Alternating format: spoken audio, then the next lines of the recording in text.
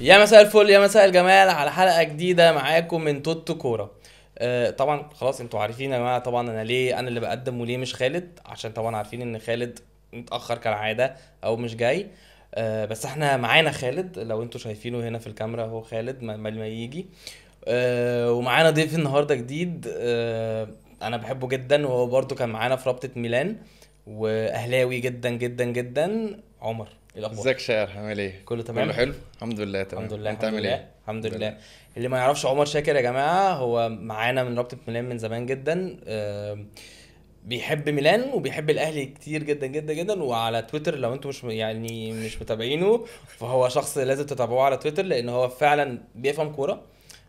بيحب ميلان جدا وبيحب الاهلي جدا، وانا عشان اهلاوي طبعا انتوا عارفين، فانا بالنسبة لي شوت اوت لعمر. حبيبي يا شاعر. حبيبي يا عمر. حبيبي. قبل ما نبتدي الحلقة، احنا بنصور يا جماعة النهاردة أول ماتش لمنتخب مصر للشباب، كسبنا هايتي 4-1. 4-1. صح؟ مبروك لمنتخب أخيرا الشباب. عملنا أي حاجة كده حلوة في حاجة كأس العالم تفرحنا شوية يعني. اه. كابتن أسامة، الناس بتكسب عادي اهي وبتروح وبتقولش أي حاجة يعني احنا كده المفروض ان شاء الله لو كسبنا الماتش الجاي ممكن حلو. نصعد رسمي ان شاء الله. بالظبط، فانت هيبقى متخيل انجاز اهو للمنتخب. عادي واحد راح بمنتخب شباب، بيلعب عشان يكسب، مش بيلعب بالظبط. علشان وبيلعب هايتي اللي هي اقوى من نيوزيلندا اكيد كده كده، بالظبط. ومش رايب الموقف وداخل الارض الملعب. اللعيبه نازله عارفه هي بتعمل ايه، صح. عارفه الخطه بتاعتها، مش خايفه. جابت جون، جابت اتنين، جابت تلاته، جابت الرابع. المدرب احمد الكاس يعني برضو خبرة في التدريب المصري يعني. بالظبط، يعني مش زي كابتن اسامه اللي هو كان فاهمنا ان هو انا رايح ده انا بلاعب تشيلي وبلاعب نيوزيلندا وعدم التوفيق. وايه، انا مش فاهم يعني، كان مصعب علينا قوي وليه كده، انا مش فاهم. انا عندي مشكلة مع أسامة نبيه ان هو طلع بعد الخروج من البطولة على طول، طلع امم مع ابراهيم فايق. امم فهو ما كانش في دماغه خالص اللي يقدر يقوله في البطوله يعني. هو ماشي، كان في عدم توفيق بس احنا ما لعبناش كوره. يعني امم ما لعبناش في اي ماتش. انت حتى ماتش اللي انت الاخير اللي المفروض تصعد منه، تشيلي. ماتش تشيلي. انت كسبت في اخر دقيقه امم بفاول. فاول عليه خناقه بالظبط. يعني. فاول عليه خناقه. فاصلا المنتخب ذات نفسه مش جاهز، امم مش جاهز للبطوله دي خالص. وقبل البطوله بكذا شهر طلع قال احنا مش اقل من المغرب. المغرب اللي هي في الاخر خدت خدت البطوله في البطوله، الاخر. كسبت كسب. اسبانيا، كسبت بالظبط. كسبت المكسيك، كسبت فرنسا. فرنسا، يعني كسبت لا ناس تقال واداء قوي في الكوره. واداء. لا اداء، مش كسبت اللي هو مثلا ضربه مش جزاء، صدفه. مش هجمه، مش عارف ايه، مش بالظبط. فرنسا مثلا زنقها طول الوقت في ارض الملعب، فلا هم كسبوا عن حتى استحقاق. الارجنتين في النهائي، لا هو المغرب ماسكه الماتش كله. الارجنتين بدات تضغط في الاخر.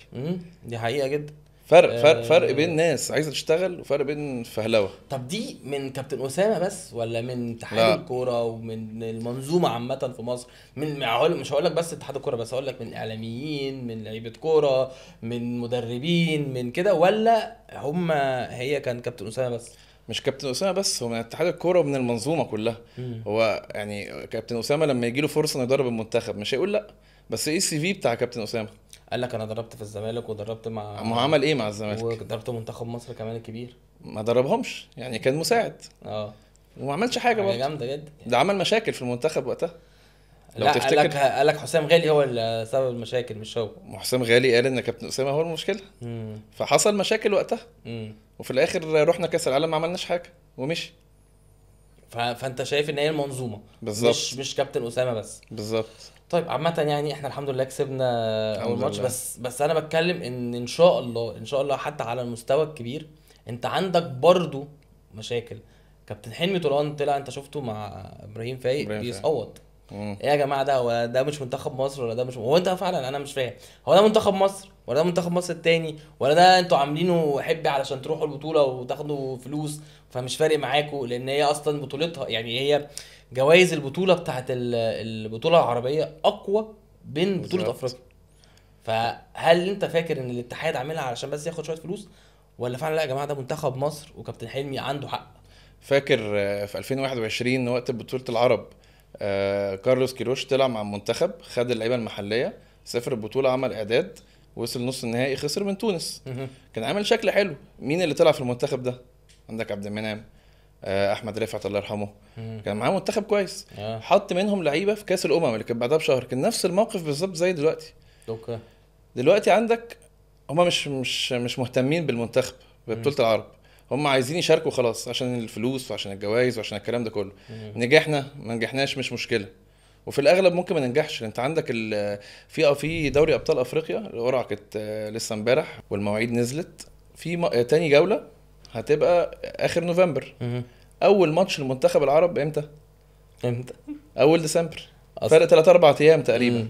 غير ان بيراميدز عنده ماتشات متاجله، ومفروض ان الرابطه منزله الجدول ان بيراميدز عنده ماتشين في ديسمبر، ودي برضو مشكله. الناس بقى هتقوم دلوقتي تقول لك طب انت هتعمل ايه مع بيراميدز؟ بالظبط. هتقول هتسيبوا الناس اللعيبه بتاعتكم هتسيبوها للمنتخب ولا مش هتسيبوها للمنتخب؟ هل حقهم ان هم يسيبوه من المنتخب؟ لا مش حقهم، عادي، هو حقه ان هو ما يسيبش اللعيبه بتاعته للمنتخب لان ده مش واقف دولي. مع ان في ناس تطلع تقول لك لا ده البطوله دي بطوله تحت اجنده الفيفا، فعادي جدا ان هم لازم يسيبوا اللعيبه للمنتخب. دخلنا في منطقه يعني. فاكر في اولمبياد اللي فاتت اللي قبل اللي فاتت 2021 الاهلي كان عنده ماتشات متاجله في الدوري، نفس موقف بيراميدز بالظبط. ودي بقى مش توقف دولي ولا حاجه، وممكن النادي يرفض ان هو يودي لعيبته، بس اتاخد من الاهلي كل لعيبته. ايه اللي حصل؟ الاهلي خسر الدوري عادي جدا. ايوه بس انت بتقول كده عشان انت اهلاوي يعني، لا بالنسبه لك يعني مش عشان اهلاوي بس فعلا، انما دلوقتي الناس كلها ساعتها كانت بتتكلم على الاهلي والمؤجلات والاهلي بيتاجل له. طب ما بيراميدز متاجل له 3 ماتشات، ما حدش اتكلم، عادي. انا شايفه عادي. لا وانا شايف اصلا طبيعي ان هو يتاجله، ما هو هيعمل ايه يا جماعه؟ بالظبط، ما هو طبيعي يتاجل له. ما هو اتاجل له في الدوري ابطال افريقيا، صح، اتاجل له الماتشين، صح، لسه مخلص ماتشه اللي فات. طبيعي، ويتاجل له في الدوري عادي جدا. كان عنده سوبر افريقيا، كان عنده دوري ابطال انتركونتيننتال كمان. بالظبط، وانتركونتيننتال. ده اللي حصل بالظبط الاهلي السنه اللي فاتت. بس حصل هجوم بقى وقتها من الناحيه الثانيه. ايوه طبعا انتوا بتاجلوا للاهلي مش الناحيه الثانيه بس، وبيراميدز برضه اللي هم دلوقتي في نفس الموقف. بس لا هو دلوقتي يقول لك انا عادي، انا ما بيتاجليش، ده انا بس وقت لعبي هو اللي بيتصادف. طب ما ده اللي حصل السنه اللي فاتت. لا انت بيقول لك انت بتاجلك بالاسبوع وبالاسبوعين عشان تريح يعني. المهم طيب خلاص هنفكنا من كابتن حلمي، مع ان انا متاكد او عندي احساس قوي جدا ان هم دخلوا البطوله دي بس عشان فلوس، مش عشان اي حاجه تانية. هم بس دخلوا عشان فلوس. ولا بقى اصل انت مش حاسبها صح.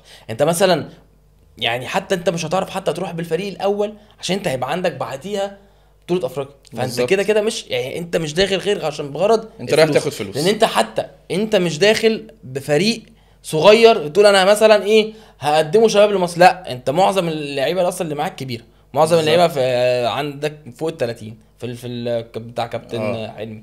فانت انت ولا متارجت ان انت تعمل فريق تاني للمنتخب، ولا متارجت ان انت بتعمل تأهيل للمنتخب الاول. لا انت عايز فلوس. ده سوء تخطيط، او مفيش تخطيط اصلا، عشوائيه.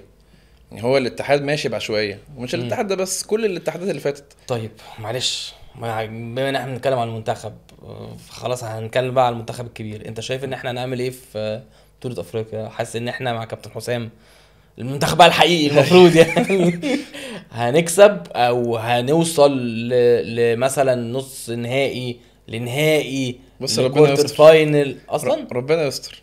خلي بالك انت ما قابلتش اي منتخب قوي. انت قابلت منتخبات عاديه جدا. طب المستوى كان عامل ازاي في الماتشات دي؟ عادي برضو جدا.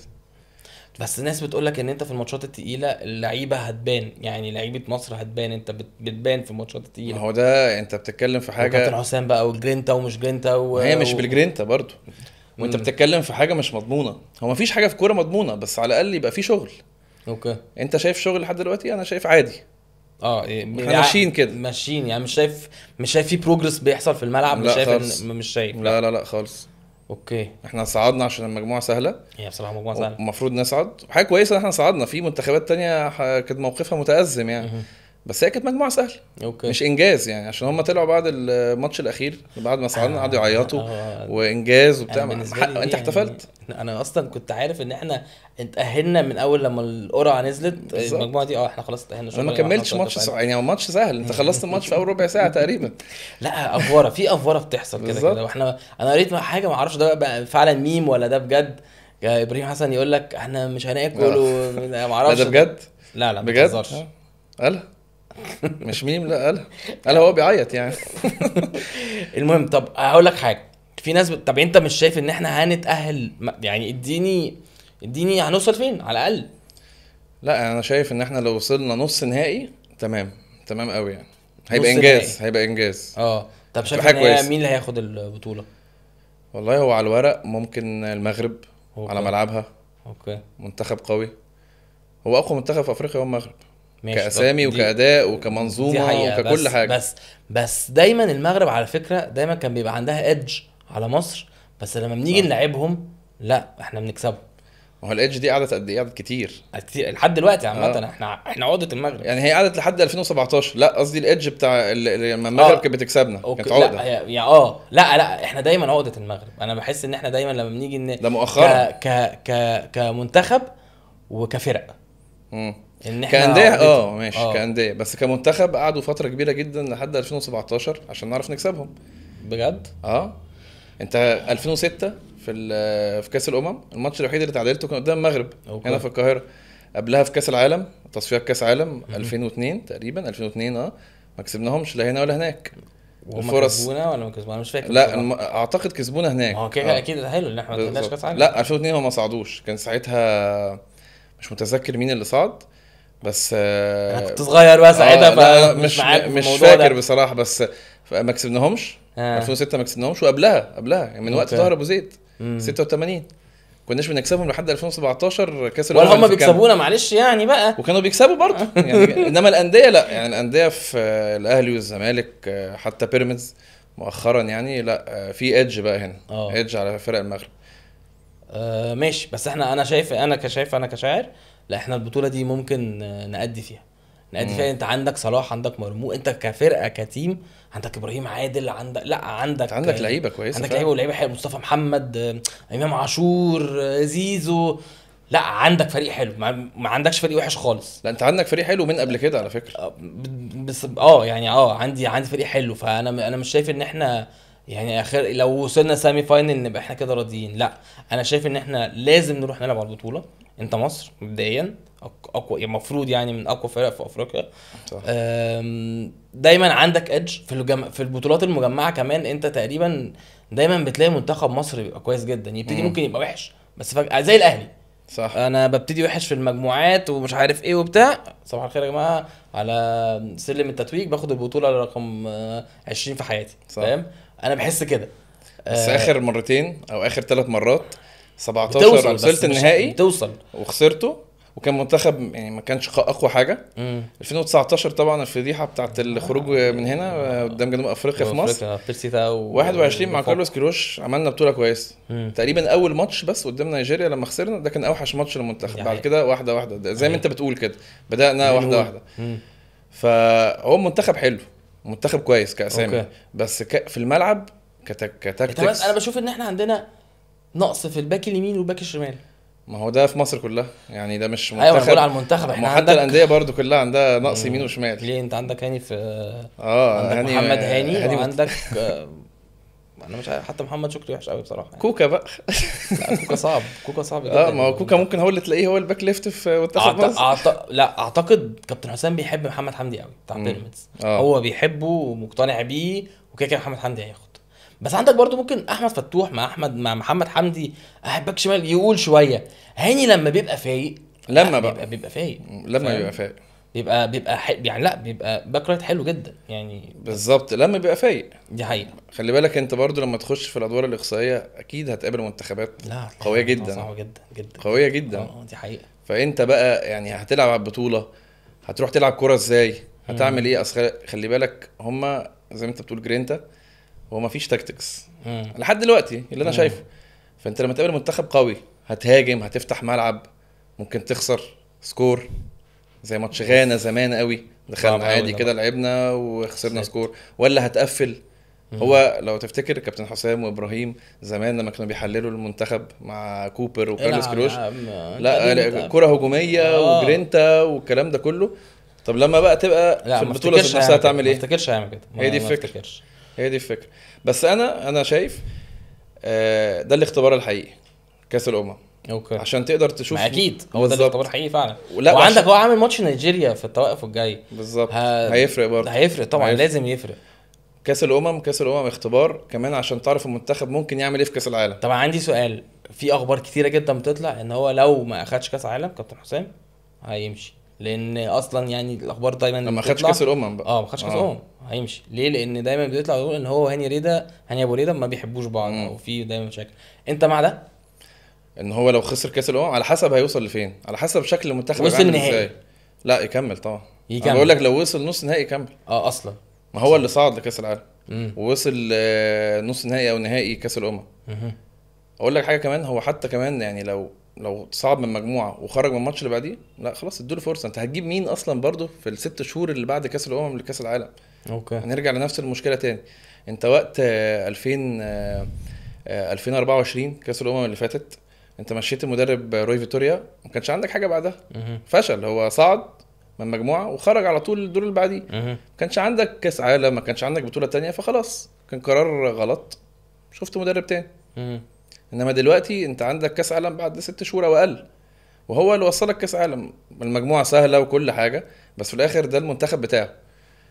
الا بقى لو حصلت كارثه مش متوقعه خالص في كاس الامم، وده ما اعتقدش. اعتقد ممكن يصعد من مجموعه أنا حتى شايف يعني. بصراحه ان شاء الله ان شاء الله يعني إن شاء الله. مصر في النهائي. لو لعبنا المغرب افكرك هنكسب ان شاء إن شاء الله. الله. إن شاء يا ريت الله. ويكون في النهائي، تبقى حلوه جدا بصراحه. بس الفكره ان هم مش هيسهلونا ان احنا نسافر نشجع هناك. ليه كده؟ لا هم عامه دلوقتي فاتحينها عادي. مم. لو عايز تروح عادي من غير فيزا، بس هيرخموا عليك كده وقت البطوله يعني. وقت البطوله كده هيرخموا عليك. اعتقد يعني لو مثلا انت بتلعب المغرب في النهائي، لا لا دي عليك. حاجه تانية. لا هيرخموا عليك. فاكر إن شاء ماتش الله. الاهلي والوداد هناك رخموا علينا بطريقه. انا كنت عايز اطلع عارف وقدمت ادوني الفيزا بعد ميعاد الماتش. أنت حصلت متخيل؟ يعني فعلا ناس بعد كتير. ميعاد الماتش. لا وكان حصل مشاكل للجمهور كتير هناك في طبعاً. في الملعب والدخول. طبعاً. دي حتى حقيقة. المسؤولين يعني. لا هم صعبين جدا في الحكايه دي. كل واحد برضو بيحاول يظبط يعني نفسه بس ويساعد برضو نفسه. هم اخواتنا واحنا بنحبهم وكل طبعاً. حاجه، بس في ارض طبعاً. الملعب يعني هنكسبهم ان شاء ان الله. شاء الله يا رب. طيب خلينا بقى سيبنا من المنتخب شويه، نيجي بقى ايه لحبيبك الاهلي. ماتش باتروجيت. عملت ايه مبدئيا؟ بس عايز اعرف قبل ما نخش في الماتش عملت ايه لما مش عارف تجيب جون انت عايز بتروجيت والمصري ولا المصري بس؟ لا الاول باتروجيت وهخش على المصري. بص انا هقول لك مشكله الاهلي اللي هي فيها، اللي احنا فيها دلوقتي دي، متوقعه جدا بالنسبه لي. متوقع انا شايف يعني انا شايف ده طبيعي جدا. متوقع؟ لا كده؟ مش من اول السيزون متوقع. بص من اول كاس العالم، اوكي، من اول الاداء بتاع كاس العالم. انت عملت ماتش بورتو حلو جدا بس ماشي، ما انت قست بقى ماتش بورتو، انت هترجع تلعب بقى يعني خلاص. المشكلة انت اديت انتر ميامي كنت كويس شويه اول شوط، بعد كده تاني ماشي. شوط بالميراس كده انت كده مهما حصل انت مش هتعرف تعمل حاجه مع بالميراس، خلينا نكون واضحين. تمام. فده ماتش عادي، ده عادي انت تخسر عادي. بورتو انت برضو مش متوقع انت تعمل حاجه مع بورتو، انت بتتكلم على بورتو بس عملت ماتش حلو 4-4 وفعلا ماتش كان حلو والاهلي فعلا كان حلو. هي بس كانت مشكله الشناوي ان هو مش بينط على الكوره، ما اعرفش ايه ويعني، بس كنت عامل ماتش حلو. تمام. فانت بناء على الماتش ده لا انت المفروض كفرقه ترجع، لا يا جماعه تعالى بقى تاخد ده 4 وتاخد ده 3 وتاخد ده 2 طب انت مين المدرب بتاعك وقتها؟ لا ده روبيرو بقى. ما هو هي دي الفكره. انا ليه بقول لك ان الموضوع طبيعي جدا ومنطقي؟ لان انت بتاخد قرارات غلط من زمان.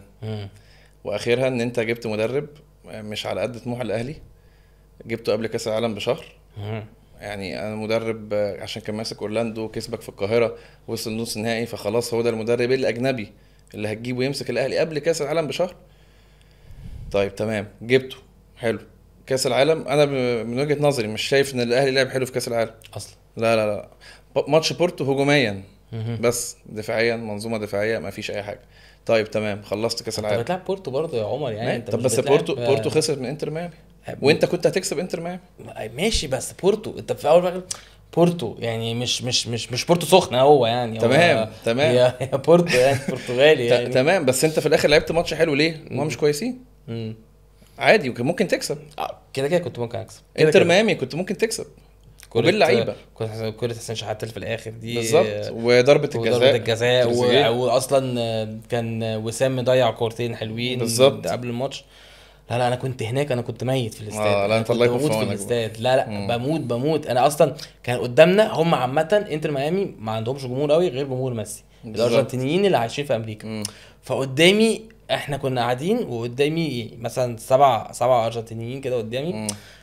فاحنا عمالين نضيع ويبصوا لي اللي هو انت تمام. اصل أنت المشجع متعصب، الارجنتيني والبرازيلي زينا اللي هو اه حامين وبتاع، فيبص انت كويس يا عم. هو مش فارق معاه انتر ميامي، هو فارق بالظبط. معاه هو ميسي ولا بيشجع ميسي، ميسي تيجي كوره ميسي ايوه ميسي، ولا بقى فارق معاه انتر ميامي.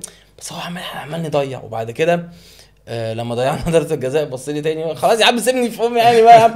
كرة بقى حسام حسين شحات في حسين شحات الاخر في دي الاخر يعتبر لا. كانت اخر هجمه في الماتش كله. لا دي كانت صعبه. لا الاستاد كله الجماهير انتر ميامي شتمته طبعا يعني ما اعتقد يستحق يعني يستحق. لا انا ليه بقول لك ان انا شايف المشكله طبيعيه؟ لان انت بتاخد قرارات غلط. واحد زي ريبيرو هو مدرب محدود جدا، مش ما يمسكش الاهلي. انا كنت بقول لخالد في الحلقات اللي فاتت، انا روبيرو بالنسبه لي واحد جه اول لما دخل الماتش، اول لما دخل النادي مصدوم. الاهلي عامل كده لحد لما خرج، لحد ما مشي هو فاهم. طول ما هو خارج هو أيوة. عامل كده. دي حقيقه. هو مش فاهم انا فين، انا بعمل ايه، انا مين بالظبط. بس انا وخالد اتفقنا ان هو يبقى ده مدرب تمسكه ناشئين، تمسكه فرقه ناشئين، يعمل لك فرقه ناشئين كويس جدا، اكاديميات. هو ده مدرب، ده اخره. بس هو ما كانش هيوافق طبعا ان هو كان ماسك لا مش يجي يمسك عندنا في الاهلي ناشئين، لا يجي يمسك منتخب. تمام. منتخب ناشئين، منتخب مصر تحت يمسك. وانا شايف ان هو فعلا ممكن يعمل كده، لان هو مع السن ده ممكن يعمل حاجه. لكن سن نجوم ونجوم فرق واوضه لبس وبتاع، لا هو مش صعب جدا، ما يقدرش. خلي بالك هم لما جابوه قعد يقول لك ده مدرب مشروع. طب انا اصلا محتاج مدرب مشروع ليه؟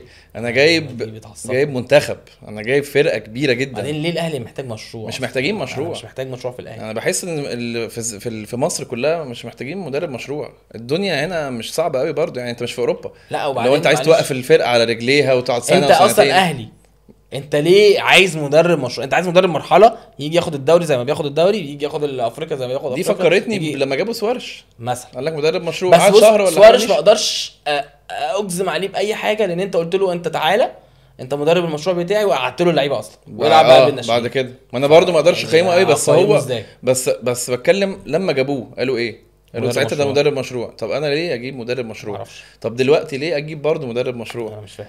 فده قرار غلط. القرار الغلط ده تسبب بقى في مشاكل في الفرقه، تسبب في مشاكل بدنيه ومشاكل في يعني جوه الملعب وبره الملعب. اوكي. انت 3 ماتشات كاس العالم ما كسبتهمش. طيب بدا معاك عمل فتره اعداد طويله جدا، شهرين. بدا الدوري اول 4 ماتشات ما كسبتش غير ماتش اللي هو ماتش فاركو. خلي بالك انت بيراميدز انت شايفه دلوقتي ماشي قطر من بعديك بالظبط. هو ما كانش شايف قبل ماتش الاهلي. دي حقيقه. واحنا برضو يعتبر ما كناش شايفين، بس احنا اقوى يعني. انت عندك لعيبه احسن من بيراميدز. انا شايف كده. بيراميدز هم مايلي والشيبي لو شلتهم مش هتلاقي يا عم. ما هو لعبك من غير شيبي وكسبك، بس برضه عشان روبيرو. يوريتش مدرب برضو كويس. لا كويس جدا. كويس جدا. فانت بدات الموسم غلط. طيب ماشي، انت برضو ما تاخدنيش في بدوكا. ماتش بتروجيت والمصري ماشي. عملت ايه الاول؟ مش عايز اتكلم ماتش بتروجيت فنيا. عايز اعرف انت عملت ايه لما تعادلنا ولا بعد الشوط الاول؟ لا بقى لما تعادلنا. بس احنا ما جيناش الشوط الاول. عشان كده مش هسالك. يعني احنا عادي، انا عادي كاننا ما جيناش الشوط الاول. بتروجيت تعادلت، قلت انا بالنسبه لي لما تعادلنا قلت خلاص ده ماتش المصري الجاي مهما كان المصري مفايق انت هتديله 3 خلاص. صح ولا ايه؟ صح. رحنا ماتش المصري، السلام عليكم يا جماعه، تعادل عادي جدا. طيب بص، ماتش بتروجيت انا مش هتكلم على الشوط الاول عشان الشوط الاول كان فيه مشاكل كتيره وغلطات كتيره في التشكيل. طيب الشوط الثاني انت ضيعت كام فرصه؟ ضيعت كتير جدا. جبت جون وضيعت كتير. كنت شايفه سوء توفيق خلاص يعني، ما كنا مش عايزه تخش. ماشي ماتش المصري فعلا زي ما انت قلت هنزل اكسب 2-0 3-0 المهم اكسب. طب ماتش المصري انت مضيع كام جون؟ كتير قوي. انت الشوط الاول يخلص 3 مرتاح. المصري ما راحش عليك بكوره. دي حقيقه. انت عملت كل حاجه، فانت ما تقدرش تقيم ياس ثروب في ماتش المصري. ماتش بتروجيت هو جاي على مشاكل، بس لا انا اقدر اقيمه عشان تبديلاته وحشه جدا يا شاكر بصراحه. طب لما عمل التبديلات دي حصل ايه؟ المصري مسك الملعب. ما انت فرقتك كلها قدام عشان عايز تجيب جول. لا بعد تبديل ديانج دي انا مش فاهم هو ليه بدل ديانج. تمام. هو ولا مصاب ولا عنده انذار ولا اي حاجه. ديانج فعلا لما خرج لا انت ما عملتش اي حاجه. ماشي مفيش مشكله، بس انت مش هتقيمه عشان تغيير واحد. لا ما هو تغيير قلب لي على مجمل الاداء. وبعدين معلش ثانيه، تغيير قلب لي الماتش. وبعد كده برضو اللي حصل ايه؟ ان هو معلش طاهر، ما انت شايف طاهر صح. وحش في ماتش بتروجيت فتبتدي بيه ماتش المصري فتشوف ان هو لسه وحش. طب انت ليه يا عم بتبتدي بيه ما انت عارف ان هو وحش؟ انت عارف ايه المشكله؟ ان انت اي يعني مدرب طاهر ده ضيع فعلا. لا طاهر وحش قوي، وحش قوي، جدا. وحش قوي. بص هو في لعيبه كتيره في الاهلي لازم تمشي، هنوصل للحته دي. بس هو انت اي مدرب اجنبي ما يعرفش حاجه عنك هيجي يبص على ارقام اللعيبه، هيلاقي طاهر عمل كذا اسيست كذا جون، فهو ما شافوش على الحقيقه، هو بيجرب. ليه هو مش بيدربه؟ ماشي، ما هو المشكله ان طاهر بيبقى كويس في التمرين. يعني انت عندك كل المدربين اللي بيجوا بيلاقوا طاهر، تلاقي طاهر انت اساسي. الفكره ان ثورب ده لعب كام ماتش؟ تقريبا 4 ماتشات. اعتقد ماتشين افريقيا، 2 افريقيا و2 دوري، و2 دوري او 3 دوري مش فاكر يعني. كسب ماتش في الدوري وتعادل ماتشين. انا شايف ان الاهلي في كل الماتشات دي كان كويس، نظرا ان انت اصلا عندك مشاكل من بدايه الموسم. اوكي. فهو انا ما يتقيمش دلوقتي. انا مش بقيم المدرب، انا بقيم الفرقه. انت ما الفرقه فيها مشاكل من بدايه الموسم، فاهم؟ في الجهاز الفني برضو، ما هو اتغير مدير الكوره ووليد صلاح الدين جه والدنيا ابتدت تتحسن شويه، محتاجه وقت. لا ما اتحسنتش. انا مش شايف، انا شايف ان مثلا يعني ايه طاهر الجمهور بيعنفوا شويه يروح مسقف لهم، كابتن وليد يعمل نفسه مش واخد باله. طب يعني ايه يعني يا عم؟ ده الجمهور بتاعك. بعد كده الماتش اللي فات الشناوي بينادي على اللعيبه علشان يروحوا يحيي الجمهور، لا مش هنروح. ما ده دلع. فين كابتن وليد؟ ده دلع من اللعيبه. يعني بس هقول لك حاجه، كابتن وليد الجمهور ده بتاعك ده هو اصلا اللي بيحميك. انت عارف الجمهور ده لو زام بس انتوا لعيبه الاهلي فاكره ان هم اقوى من الجمهور. لا هو الجمهور لو زام على اللعيبه، لا اللعيبه دي مش هتمشي في الشارع. طبعا مش هتمشي في الشارع. انا بقول لك في دلع تمام. بس كابتن وليد ليه بيعمل كده؟ لان هو مش عايز دلوقتي الاعلام مركز مع الاهلي. هو طول عمره الاعلام مركز مع الاهلي. لا بس مؤخرا انت خلي بالك سوق النتائج ده بيخلي الناس كلها تتكلم، ويقعد يقول لك مشاكل في اوضه اللبس، مشاكل مش عارفه فين، طب ده عمل ايه، طب ده سهران، طب ده كذا كذا كذا. فكابتن وليد لما جه لقى ان في اشاعات كتيره جدا الفتره اللي فاتت دي، وهو حتى طلع في مره قال لك كل الاخبار اللي بتطلع على الفرقه دي غلط. ماشي. مفيش اخبار صحيحه تطلع عن الاهلي الا لو انا طلعت وقلت. ماشي. هو ما حبش يعني وقت الموقف ده، مش مع طاهر ولا مع اللعيبه ما تحييش الجمهور زي ما الجمهور بيحييهم. ما الطبيعي ان اللعيبه تروح للجمهور، تمام. بس هو ما رضيش يعمل حركه كاميرات تصوره فيقول لك ده في مشاكل اكتر، ده يقول لك مش عارف ده في ايه، فيتغاضى عن الجمهور. يعني يتغاضى. اصل انت احنا مش في جو ان انت مثلا ما بقاش في كاميرات، ما بقاش في حاجه. لا انت الكاميرا جايباك وانت عامل نفسك مش واخد بالك، دي مش حركه حلوه. ما دي بقى من اللعيبه ده في الجمهور، لا ومن مدير الكوره بتاع الاهلي. ما هو انا مدير كوره ليه؟ ما انا مدير كوره عشان اقيم اللعيبه دي واقومهم سلوكيا في الملعب ومع الجمهور، مش في الملعب بس صح. او مش في اوضه اللبس بس، او مش في التمرين بس. لا ده لعيب بيغلط في الجمهور بتاعه.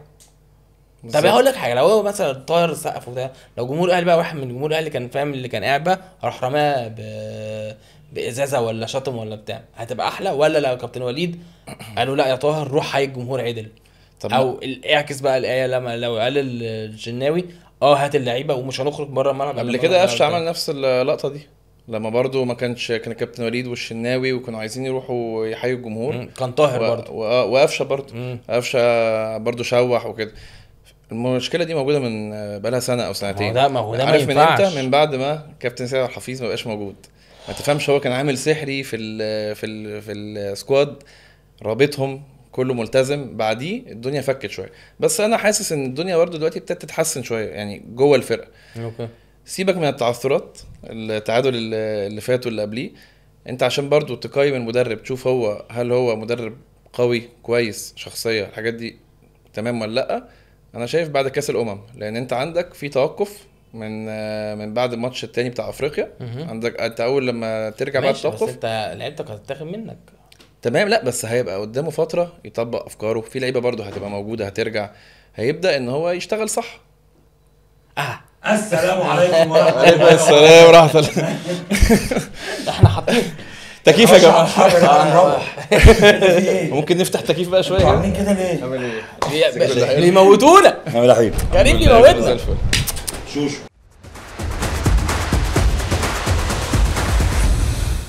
ورجعنا لكم تاني يا جماعه بعد ما ظبطنا القعده وخالد جه قعد وكله تمام. خالد الحقيقه هو يا جماعه وصل تمام. مساء الفل. مساء النور. ايه الاخبار؟ الحمد لله. بونو بونو بونو. سلام على يا شاكر. ازيك يا خالد؟ عامل ايه؟ كله حلو عاش من شافك. الحمد لله. وحشنا وحشنا جدا من ايام الرابطه بقى. من ايام اعتقد الاسكوداتو 22 22 اخر مره شفتك فيها كان ايام الاسكوداتو. يا لهوي. كنا بنحضر كلنا. يعني اخر مره شفت شاكر فيها كان لما بنحتفل بالاسكوداتو ماتش ساسولو، كان في التجمع بتاع الرابطه في مدينه نصر. الفرقه تخليك تتفرج عليها كل ماتش مع الرابطه برضه. لا لو سمحت أليجري هنيجي هنوصل. دلوقتي يعني في في نفحه كده لا احسن من السنه اللي فاتت. طيب خالد ريكاب سريع قبل ما انت تيجي. اتكلمنا عن منتخب انا بس قبل الركاب بس اعتذر اعتذر يا عم ان انا اتاخرت يا جماعه، معلش حقكم عليا، بس الطريق كان توتالي بلوكد. اتمنى انه لحد دلوقتي كان شاعر وشاكر الدنيا ماشيه لطيف. انا حظي وحش ان انا ما لحقتش الحلقه من اولها، بس هتفرج على اول نص ساعه عشان اعرف هم قالوا ايه، وبعدين في الحلقه اللي جايه ابقى ارد عليهم، بس مش دلوقتي يعني عشان انتوا عارفين بحب ارد على كل طبعا خالد. بس هقول لك حاجه، القعده مختلفه النهارده يعني. تفتكر هنختلف ولا برضه مش هنختلف؟ لا هنختلف. انت عارف شاكر عشان تبقى فاهم. الجمله الاشهر في البودكاست ده اتفقنا على الا نتفق. صح، حلو الكلام. دي اهم حاجه في الكوره. فاحنا جايين عشان ما نتفقش بقى جو الوديات والله وكلامك جميل ويحترم والله كلامك على عيني وعلى راسي، مش الكلام ده هنا. احنا هنا جايين ما نتفقش، تمام؟ ودي على طول. طيب ريكاب سريع. اتكلمنا على منتخب مصر، كابتن احمد الكاس، واللي احنا كسبنا النهارده، وعادي ممكن نكسب في كاس العالم، ما فيهاش مشكله يعني. ايه رايك؟ انا اتفرجت على الماتش. حلو الكلام. حاجات مش عجباني، حاجات عجباني جدا. من ضمن الحاجات اللي مش عجباني على سبيل المثال يعني ان انت اتقدمت على هايتي 2، اديت لهم الفرصه ان هم يرجعوا عليك بسرحان، فرجع 2-1، ضغطت شويه، جبت الثالث. الشوط الاول كله ممتاز لحد ما خلص الشوط الاول كله. الشوط الثاني لحد الدقيقه 55 مربوك هايتي ماسكه الكوره ما بتحلكش. الميزه هنا ان انت ما فكتش، ان انت سبت لهم الملعب اوكي، بس انت كنت ماسك نفسك في الملعب. اللعيبه عندها شخصيه. انا هنا هرجع للكابتن اسامه نبيه في حاجه، بس خلينا اكمل بس بقيه بس احنا جبنا سير كابتن اسامه نبيه برضه، بس ماشي. هرد عليهم بيني وبينكم بيني وبينكم. لحد الدقيقه 73 لما جبت الجون الرابع، وبعدين جبت الجون الخامس واتلغى. كمال اللي جابه المدافع ممتازه يعني. الكوره مكرره بشكل تحس انه في كابتن احمد الكاس عامل نمط في السات بيسز، عامل نمط في الكرات العرضيه او في الفاولات في شغل اللي يعني بتتعمل. فكره انه في واحد بيعمل الشيلد وواحد بيعمل البلوك على المدافع، والراجل اللي هيجي له الكوره هو اللي بيخش ما بين اللعيبه عشان يقف في الحته دي بالظبط.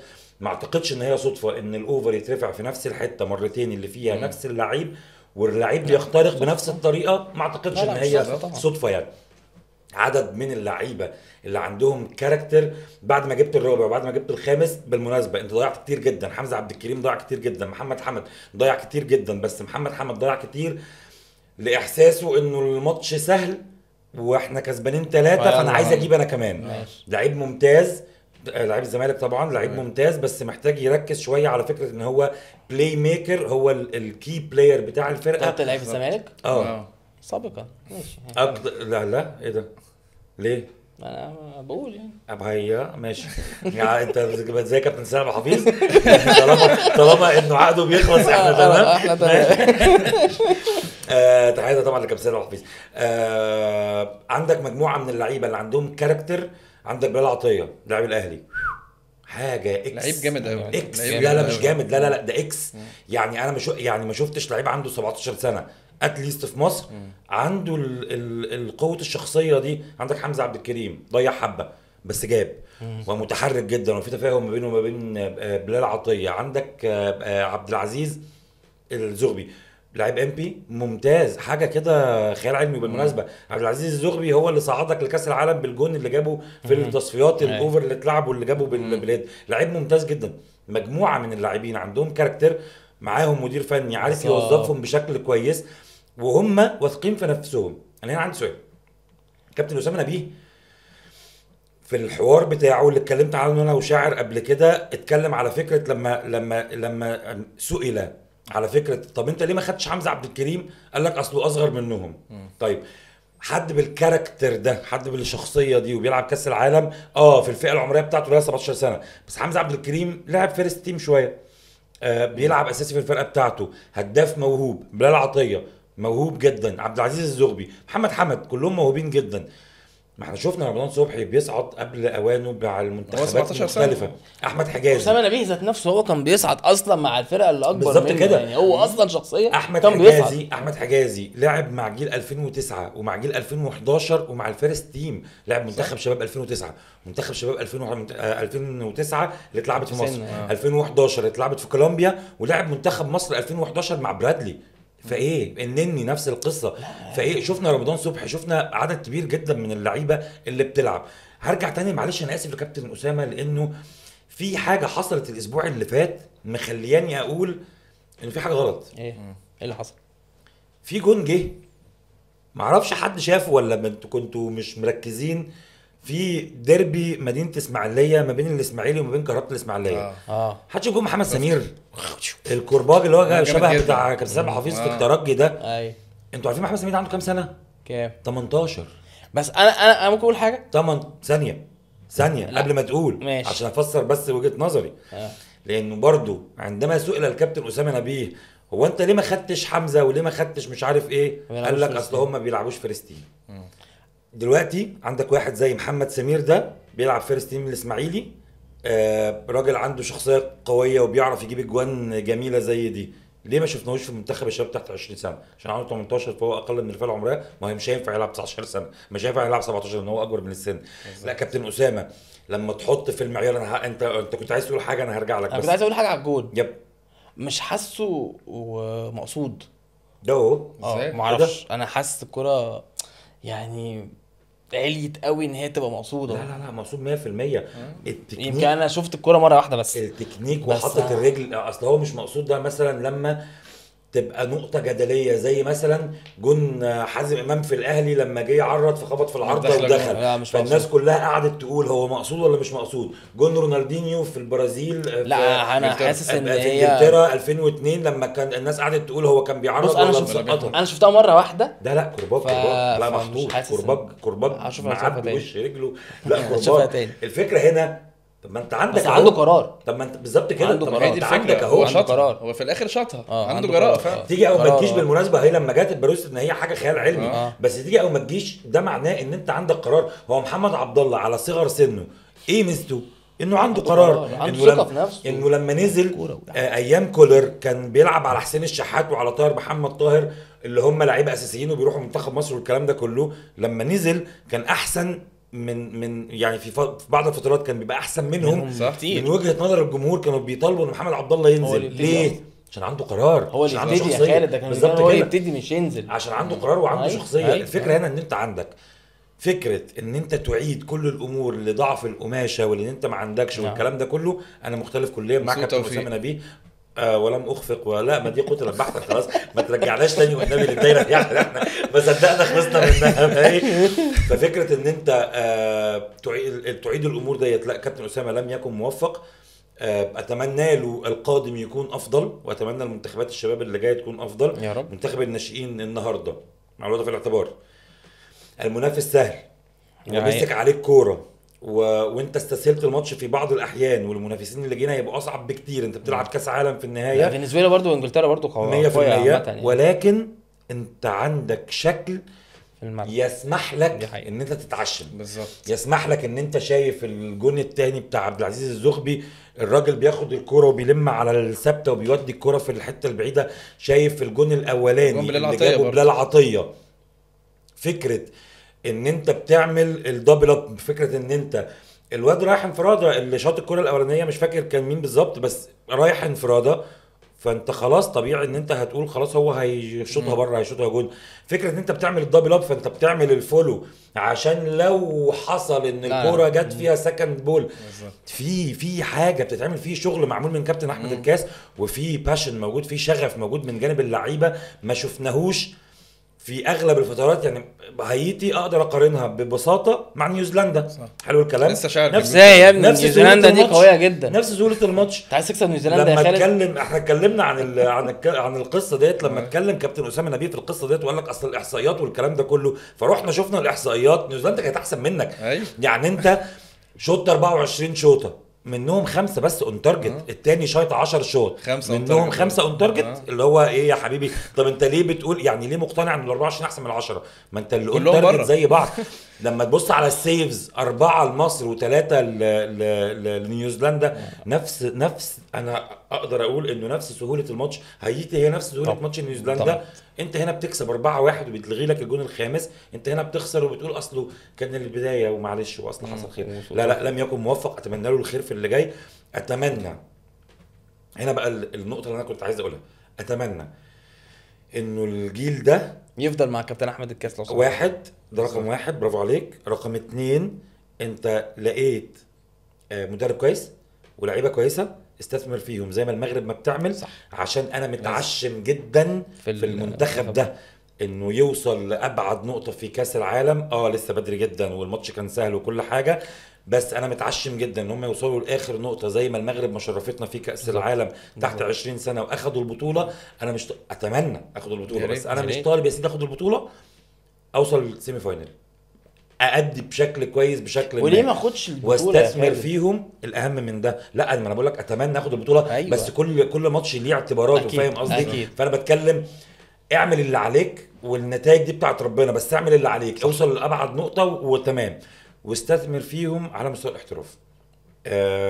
المغرب ما وصلتش لده غير بثلاث 4 ملفات. في الملف بتاع مزدوجي الجنسيه اللي هم اشتغلوا عليه، كان مهم جدا جدا جدا. تمام، بس مش هو المعيار الوحيد. فكره بالزبط. اكاديميات محمد السادس اللي بتطلع منتخب المغرب اللي فاز ده، اللي 3/4 محترفين، 3/4 المحترفين دولت مش مزدوجي جنسيه، دول خارجين من الدوري المحلي، خارجين من اكاديميه محمد السادس، لعبوا في انديه وبعدين احترفوا. فهنا الفكره انه انت لقيت سكواد كويس ولاعيبه كويسه وعندها كاركتر وعندها شخصيه وعندها تالنت، استثمر فيهم على مستوى الاحتراف، واستثمر في كابتن احمد الكاس على مستوى المعايشات. ابعت بقى المدربين بتوعك ياخدوا معايشات بره ويتعلموا اكتر، عشان مع التجمع اللي جاي منتخب 17 ده هيبقى منتخب تحت 19 او تحت 20، يكون كابتن احمد الكاس اخد خبرات اكتر، اللعيبه احترفت واحتكت واتعلمت مدارس مختلفه وكل الكلام ده. لما يتجمعوا تاني الكاس عالم تحت 20 سنه نقدر نبقى شبه المغرب. ده كلام نظريا حلو جدا، وده التخطيط الصح. هل بقى جاهز في الاعتبار؟ مع الوضع في الاعتبار، الحلقه اللي فاتت انا قلت لك على انه في شغل بيتعمل على الارض من كابتن هاني ابو ريده، وقد تم الاعلان عنه بالفعل على فكره المعايشات وعلى فكره الحاجات اللي بتتعمل. قلت لك انا برضو لسه مش ملم قوي بكافه التفاصيل، بس اللي انا عارفه ان المشاريع اللي بتدرس من المهندس هاني ابو ريده رئيس الاتحاد المصري لكره القدم في اللي جاي، الشغل شكله حلو، يعني الكلام شكله حلو. يا رب على ارض الواقع بقى يتعمل بالظبط كده، اتطبق على ارض الواقع باذن الله تبقى حاجه محترمه جدا يعني. انا كده خلصت. لا لسه انا مروح الركاب يا عم، استنى بس.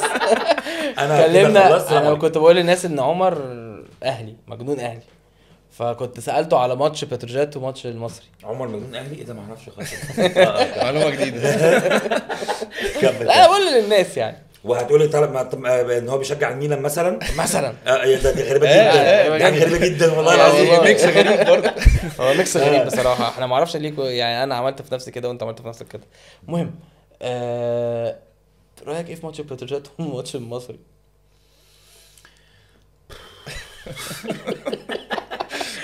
بص يا ترب، مش باين له لسه ملامح.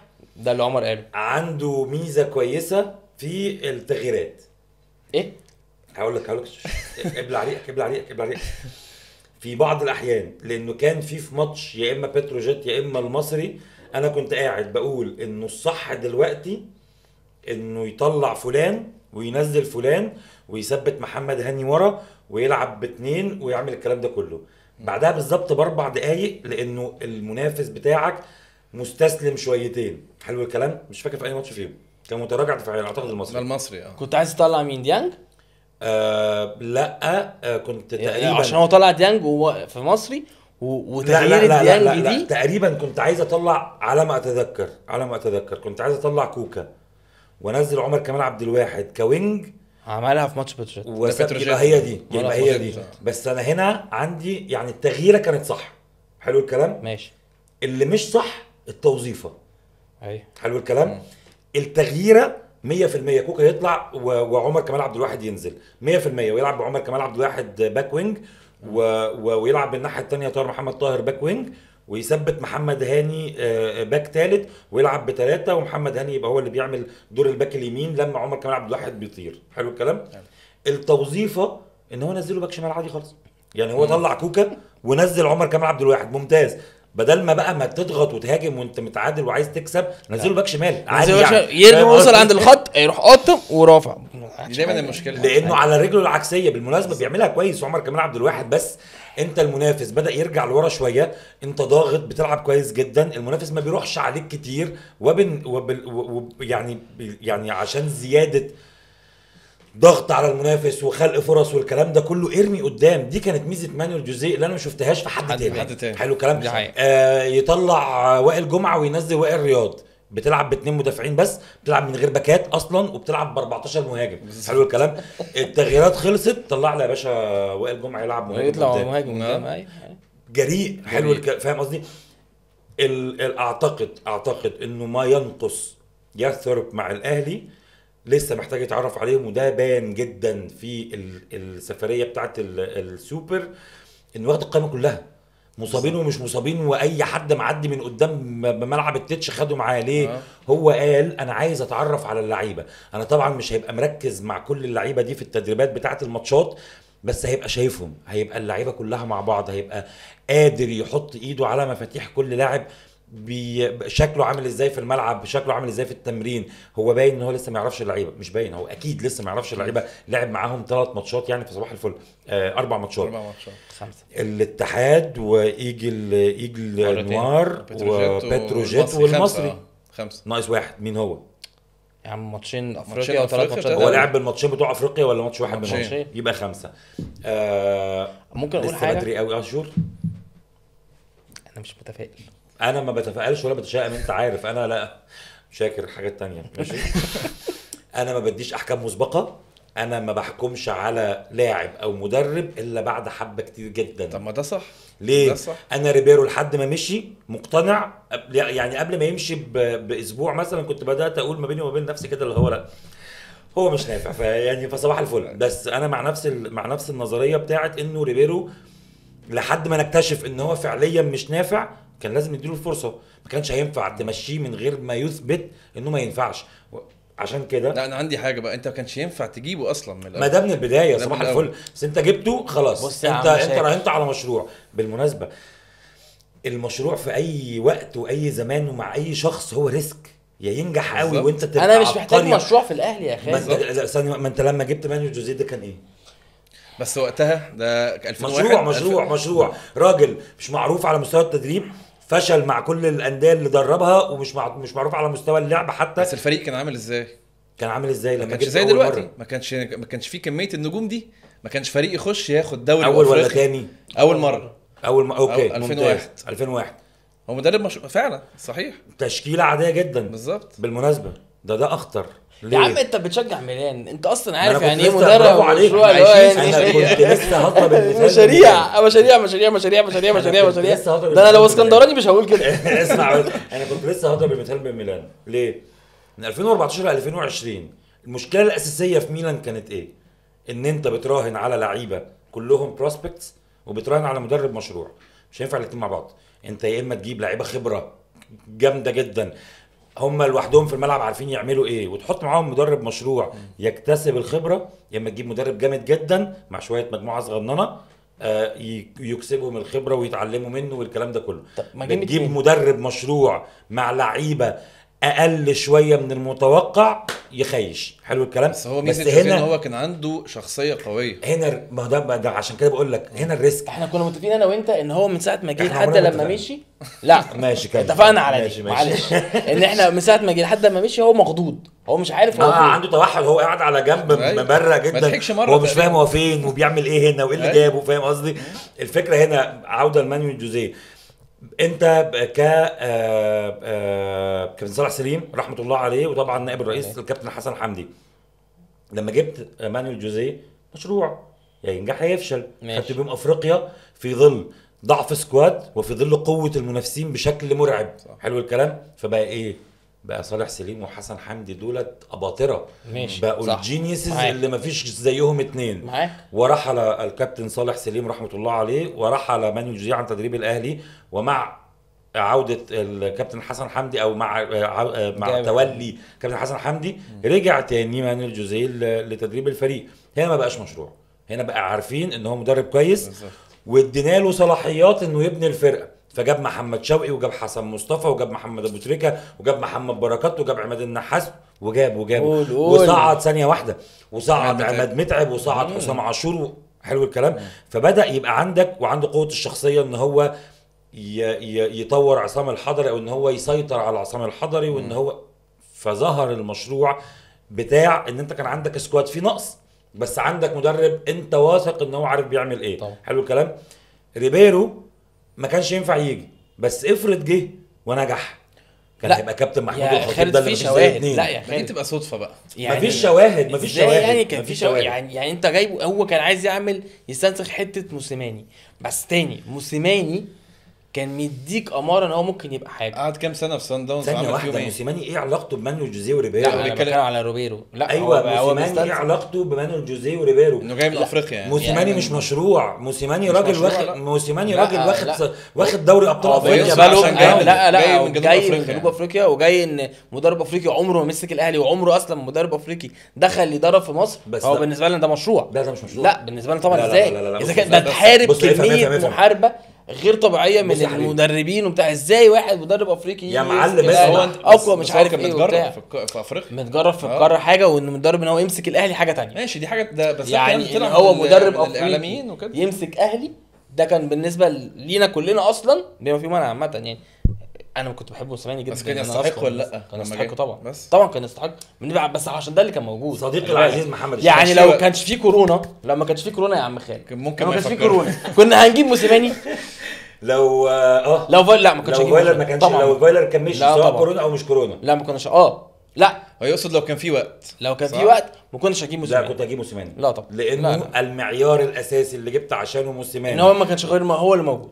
لا طبعا ان انت في نص أيوة. نهائي دوري ابطال افريقيا الغائبه عن خزائن الاهلي بقالها حبه، اللي قبلها بسنه انت عندك فضيحه من سان داونز، وقبلها بسنه خسران فاينل ترجي، وقبلها سنه خسران فاينل انت بتفكرني ايه يا عم؟ خلاص مش لازم تقول. وبالتالي لما استقر مجلس الاداره على ان هو يجيب حد يعرف يكمل لي اخر ماتشين، قرر ان هو يجيب حد عارف افريقيا كويس. أيوة. عندك الوداد وعندك أيوة. الكسبان من الرجاء والزمالك. موسيماني لاعب كل دول وعارف يلعبهم كويس. عشان كده سيبك من الكورونا، فايلر لو كان موجود كان هيكمل اوكي، ما عنديش كده مشكله. فايلر مشي، ايا ما كان الوضع اللي انت كنت فيه، موسيماني كان هو الحل الامثل بالنسبه لمجلس اداره الاهلي عشان ينقذ الموقف، وقد كان خيارا موفقا جدا. هنا انا عندي بقى بس انا معلومة. بختلف مع حكه احنا طبعا حتة يعني. طبعا طبعا انا بس مختلف. اقول لك يعني اقول لك يعني عشان تكون ايه. انا هنا عندي مختلفين. معلومه لازم اقولها. قول معلومه. هناك فارق ما بين المشروع وما بين التحدي. حلو. ماشي. المشروع انت بتبني مشروع، انت بتجيب مدرب مش معروف، لا له تاريخ ولا له سمعة ولا له اسلوب تدريبي معين ولا وبتقول ده شكله كويس، يعني اتفرجت عليه وشكله يجي منه فياخد معاك دوري ابطال افريقيا 2001. ده شكله يجي منه فيخيش زي ريبيرو. حلو الكلام. التحدي هو ان انت تجيب مدرب اول مرة تروح للمدرسة دي، اول مرة مدرب افريقي يجي يدرب في المنطقة دي، اول مرة تلجأ الى الحل ده في طريقة اللعب ايا ما كان. فاهم قصدي؟ بس موسيماني كشخص مش مشروع. تولي موسيماني لتدريب الاهلي هو تحدي 100%، بس موسيماني كشخص لا مش مشروع. هو كشخص طب هو ممكن يكون اي حد كشخص مش مشروع، بس ان هو يجي يمسك الاهلي لا ده مشروع. تحدي مش مشروع. هناك فرق. ايوه بالظبط. اتفقنا على ان نتفق بس حاجه قديمه قوي يعني. بس يعني اتفقنا على ان نتفق. انا شايف من وجهة نظري انه موسيماني مش مشروع، انه موسيماني كان تحدي. انا شايف كده انه برضه. كان طبيعي جدا انه لا يبقى مشكله في الكرسيين دول. او مشكله فيك يعني، او مشكله فيك يعني. لا هي مشكله في الكرسيين دول. انه موسيماني كان مش مشروع، انه ريبيرو كان لازم ياخد وقته عشان يثبت فشله، انه ما كانش فيه مشكله في التعاقد مع ريبيرو نظرا لانه انت طول الوقت مجلس الاداره بياخد ريسكات محسوبه او مش محسوبه دي تعود لمجلس الاداره، هي حسبتهم. انا من وجهه نظري انه هذا الريسك او هذا التحدي كان مش محسوب من جانب مجلس الاداره، ولكن هم قالوا ان هو عشان خاطر فكره الفلسفه وفكره التيكي تاكا وفكره المدرسه الاسبانيه والكلام ده كله، فهو سواء محسوب او مش محسوب دي وجهه نظر الاداره، انا ماليش علاقه بيها. انا بتكلم على فكره انه هل انتم متفقين مع فكره انه ريبيرو كان مشروع يستحق ان انت تبص عليه ويثبت فشل ولا لا، ولا هو ما كانش ينفع يجي من الاساس؟ موسيماني ما تبصوش لمحمد الشاعر ونفس الامر طبعا ينطبق على موسيماني. قولوا لنا رايكم طبعا في ياس ثورب، لانه انا مقتنع انه محتاج طبعا انت كالعاده معاك. طب هو للاسف معاك ان هيحتاج وقت بس انا مش متفائل. انا كنت بقول له ان هو هتقدر تقيمه بعد كاس الفتره الشهرين اللي هيقعد فيهم مع الفريق. انت دخلت هنا بقى خضتنا هنا، دي اخر حاجه اتكلمنا فيها. حلو. ان هو محتاج وقت. حتى السوبر اللي خسرناه مش هقيمه برضه. يا لهوي لو خسرنا السوبر. على فكره انا ما عنديش مشكله نكسب او نخسر. انت هتخسر السوبر وارد جدا. انت هتخسر السوبر. هخسر السوبر من سيراميكا من وجهه نظري، ولا من اول من سيراميكا ولا نظري من الزمالك وبيراميدز؟ الاقرب للسوبر بيراميدز. ماشي، حلو. استقرار فني واداري ومعنويات في السماء وتكامل القايمه، كل حاجه في الدنيا. انا براهن بس على حتى ما خايف اقولها، لا مش روح اللعيبه. مش بيراميدز يبقى عندها روح لعيبه عاديه. لا في اي فريق. لا بس ليتلي اصلا الاهلي ما بقاش فيه روح لعيبه. يعني انا حاسس ان يعني انا الاهلي بالنسبه لي في الحته دي مربك جدا. برافو عليك بالمناسبه. ليه؟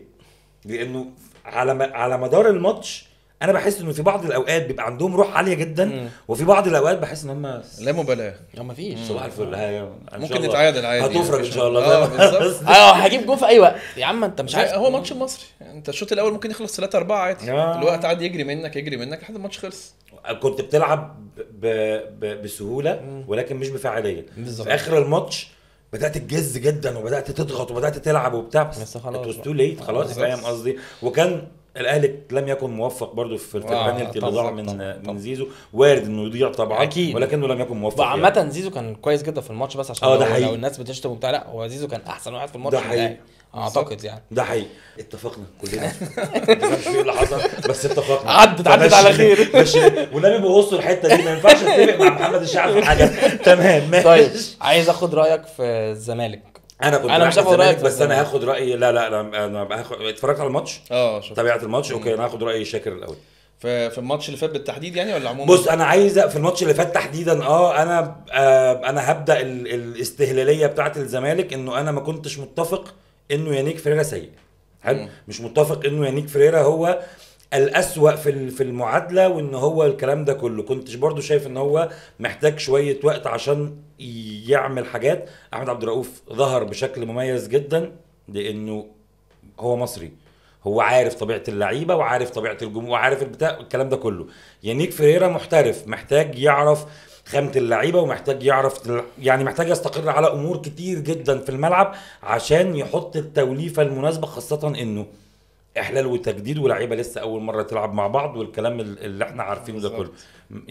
مش فاهم. مفيش فلوس ما بيقبضش يعني بغض النظر دي حاجه ثانيه، بس هو لحد اخر لحظه كان مركز جدا وبيلعب كويس جدا. ودي كانت غريبه جدا اصلا بالنسبه لي ان حد اجنبي يقعد ما بيقبضش اصلا لما بيقبضش وسلف لعيبه ده حقيقي. انا بالنسبه لي ده انت ملاك قوي. هو كان جميل. انا الصراحه كنت مقتنع. الزمالك بقاله كتير قوي ما لعبش على حته ان المدافع اللي بيعمل بيلد اب والمدافع اللي بيلعب ما بين الخطوط واللاعب اللي بيسقط عشان يفتح يعني كان في شويه شغل باين انه يانيك فريرا عنده حاجه عايز يعملها، محتاج له شويه وقت. انا هنا بقى ده بقى مدرب مشروع. انا هنا 100% برافو عليك 100%. يانيك فريرا قد يكون معروف بره، مش معروف بالنسبه لنا خالص، مش معروف طريقه لعبه، مش معروف اي حاجه. ده انا اقول لك ان هو مدرب مشروع 100%.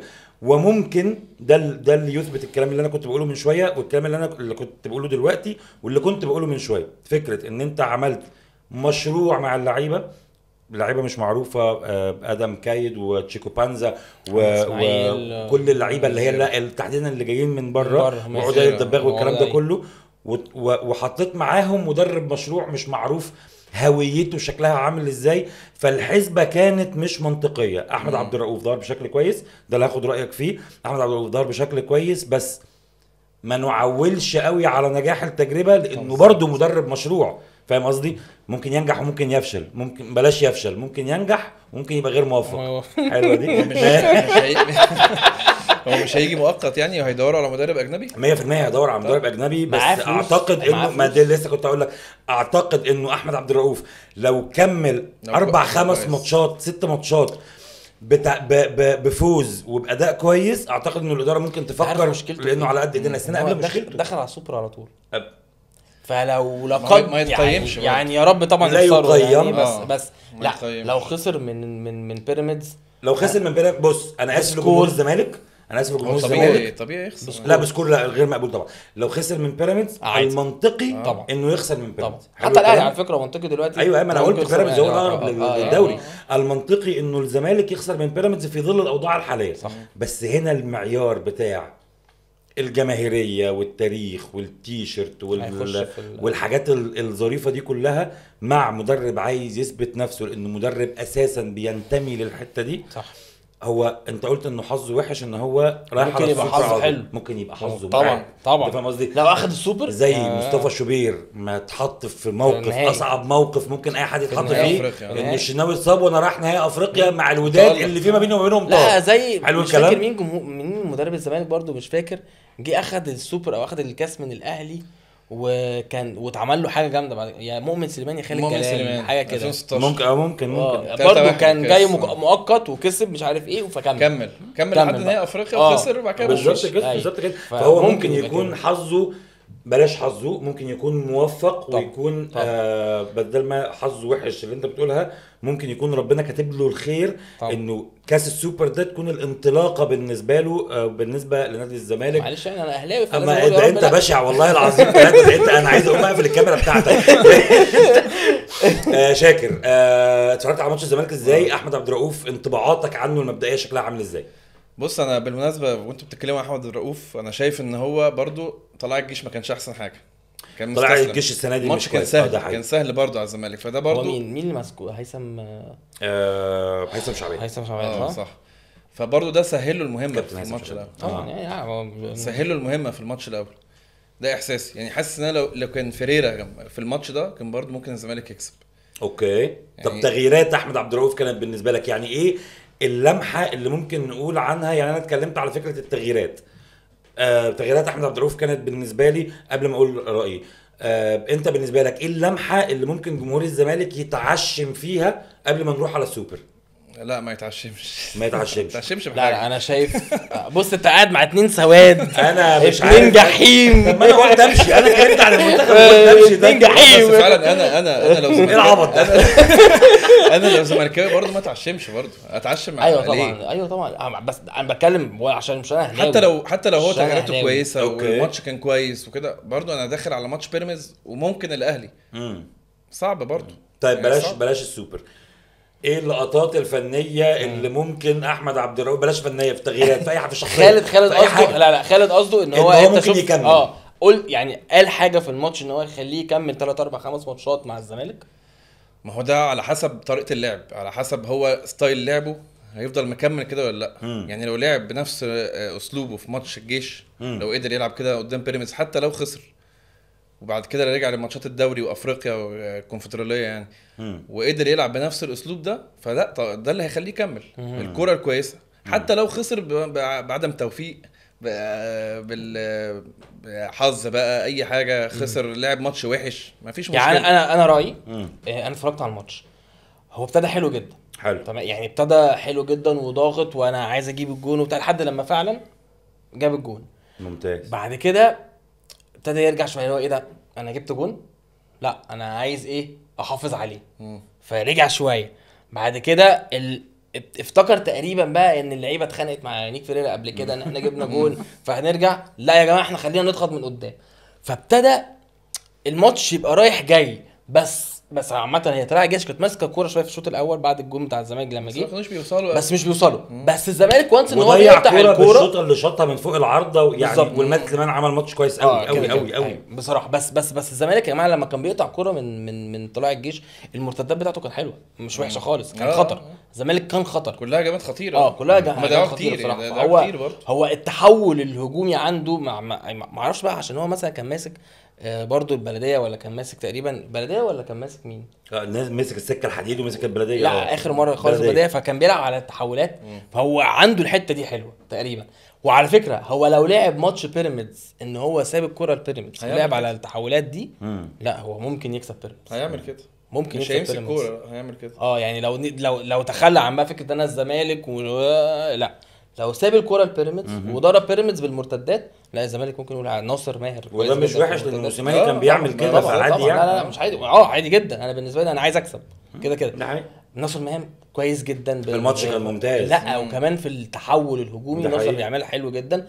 عدي الدباغ سريع وحفروك حلو جدا. لا عبد الله سعيد طبعا هيوصلك كده من اي حته في النص. بس هو بيزيرا لو اصابته طويله وما لحقش السوبر أعتقد ده هو هيأثر عليه. ما اعتقدش ان هو يلحق السوبر. اعتقد هو من العياط لان هو قال لك مينيمم 10 ايام. لا ما افتكرش يعني مش محدش قال معلومه رسميه، بس بيقول لك انه الشد بالدرجه ديت مينيمم 10 ايام عشان تخف ده بعض. هو سافر معاهم بس ممكن يديله حقن وحاجات، ممكن تعرفش. بس اللي انا شايفه ان لا الزمالك فعلا لو نتكلم بجد يعني لو هدي مثلا برسنتج لماتش الزمالك وبيراميدز مثلا، هقول 60 40، مش اكتر من كده. مش اكتر من كده. انا ممكن اقول اكتر شويه، ممكن اقول 65 35، لان انا حسيت انه 70 30 دي بعيده قوي و60 40 قريبه قوي، فانا ممكن 65 35. انت قلت كده يا حبيبي عشان ما نبقاش احنا الاثنين قايلين زي هو انا عارف. لا مش 60. انا عجبني احمد عبد الرؤوف اللي كنت فكره بقى التغييرات اللي كنت بقول لك عليها. فكره بزيرة اتصاب راح منزل مكانه عدي الدباغ. انت اوريدي كنت بتلعب بسيف الجزيري في مركز راس الحربه. انت كنت بتلعب الماتش دوت 4 4 1 1 حلو الكلام، اللي هي 4 4 2. بس هنا ال 4 4 2 مختلفه شويه، لان انت كان عندك عبد الله السعيد وعندك ناصر ماهر وكان عندك محمد شحاته وعندك دونجا. الاربعه دول كلهم كانوا بيعملوا شيفتنج. وطبعا كان عندك بزيرة اللي اتصاب وطلع. بزيرة وينج يمين او هاف يمين، كان بيلعب بمحمد شحاته هاف شمال، وكان بادئ بعبد الله السعيد ودونجا الاثنين الدبل بيفيتس اللي في النص، وقدامهم ناصر ماهر وقدامهم عدي الدباغ. لما اتصاب بزيرة بدل ما يودي ناصر ماهر وينزل ديفندر تاني ويعمل الكلام ده كله، راح نزل عدي الدباغ. بتلعب باثنين سترايكر الصراحه، وراح زائق شويه اسمه ايه عبد الله السعيد لقدام، فبتلعب بدونجا لوحده قدامه ناصر ماهر لما طلع شيكو بان. يعني التغييرات بتاعته مش نمطيه بشكل كبير. هو مدرب حلو كويس عنده برضه عشان عارف الزمالك واللعيبه، فدخل على طول على الماتش. فهو كانه دارس يعني عارف. طب بس عشان احنا هنطول قوي في الحلقه لا احنا خلصنا الجزئيه ديت. اديني برسنتج الاهلي ماشي هياخد السوبر. هو دي امنيات ولا توقعات؟ امنيات.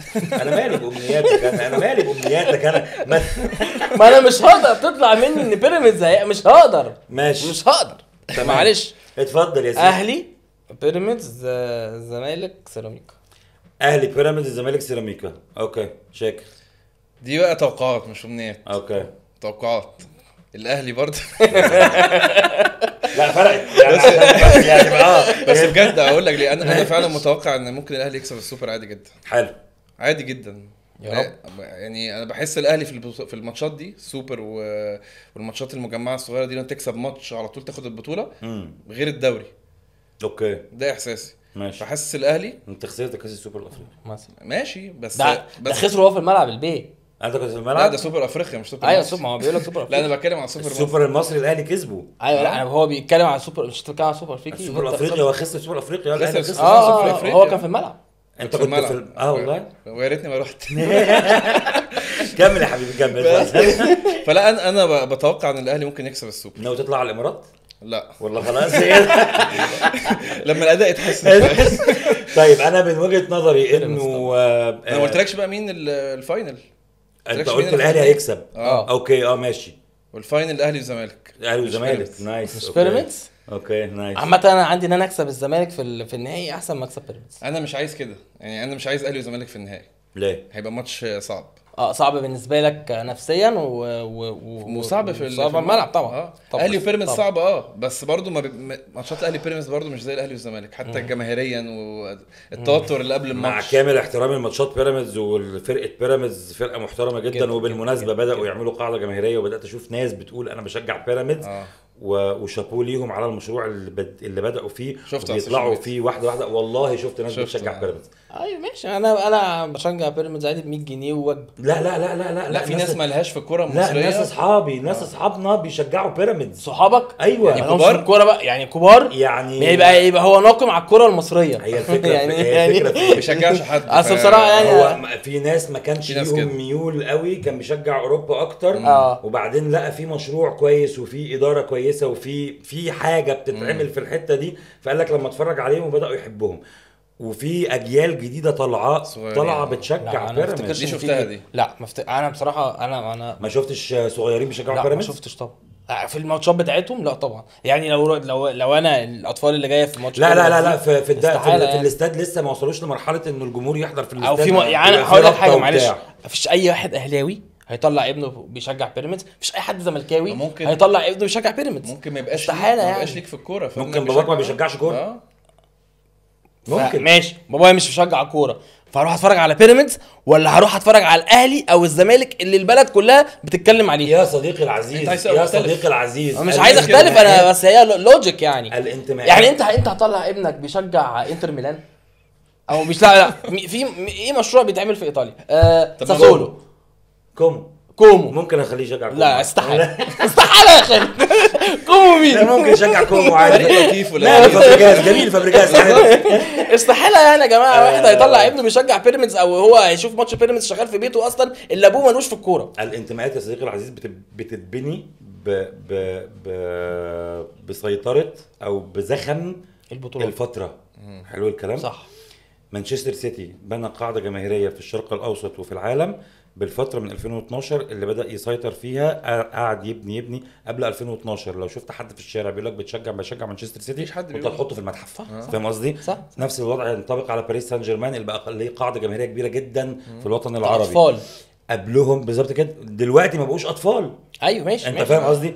بس انا قبلهم مين؟ قبلهم تشيلسي من 2004 بدا يبني قاعده واحده ورا الثانيه ورا الثالثه ورا الرابعه. دلوقتي جمهور تشيلسي في العالم يضاهي كل الانديه او يعني زي كل الانديه. ميلان لو سمحت، كل الانديه الانجليزيه. انا مالي دلوقتي بتكلم على مانشستر يونايتد اللي هو اللي كان. لا بس هقول لك حاجه، بره ليهم يا خالد، بره ليهم حاجه غيرنا. يعني بره كل فريق اوريدي اصلا عنده. انا بتكلم على الوطن العربي. انا مالي بره، انا بقول لك جماهيريتهم في الوطن العربي. انا بقول لك جماهيريه مانشستر سيتي في الوطن العربي، جماهيريه باريس سان جيرمان في الوطن العربي، جماهيريه تشيلسي في الوطن العربي. اوكي قيس ده بقى على في مصر. حلو. بيراميدز في الفتره دي اي حد صغير طالع شايف 11 لعيب كلهم بيلعبوا في المنتخبات بتاعت بلادهم، بياخد دوري ابطال افريقيا وبياخد كاس سوبر، بياخد ايه حته دوري ابطال افريقيا دي برضو او مش لسه ما خدش الانتر كونتيننتال، خد كاس الثلاث قارات. حلو الكلام. الشباب الصغير هيبقى معجب جدا بالتجربه طالما ان هو لسه مش منحاز ناحيه حاجه على حساب حاجه. فاهم قصدي؟ فبدا يبني قاعده جماهيريه، ولكن مع احترامي الشديد ليه ولحد ما يبني القاعده الجماهيريه بتاعته اهلي وزمالك. حلو الكلام. انا اتمنى، هتقول لي انت تتمنى تشوف احسن فرقتين بيلعبوا كوره في الدوري دلوقتي مين؟ او احسن 3 فرق الصراحه، المصري وسيراميكا وبيراميدز. في منهم 2 في كاس السوبر. احسن 2 بيلعبوا كوره في كاس السوبر بيراميدز وسيراميكا. تقول لي تتمنى تشوف الفاينل بيراميدز وسيراميكا؟ اهلي وزمالك طبعا. مع كامل احترامي والله ليهم ممتازين ولاعيبه على خلق ومدير فني، احسن مدير فني موجود في مصر دلوقتي او من ضمن الافضل يعني. عشان ما بقاش مجحف على ناس تانية. صح.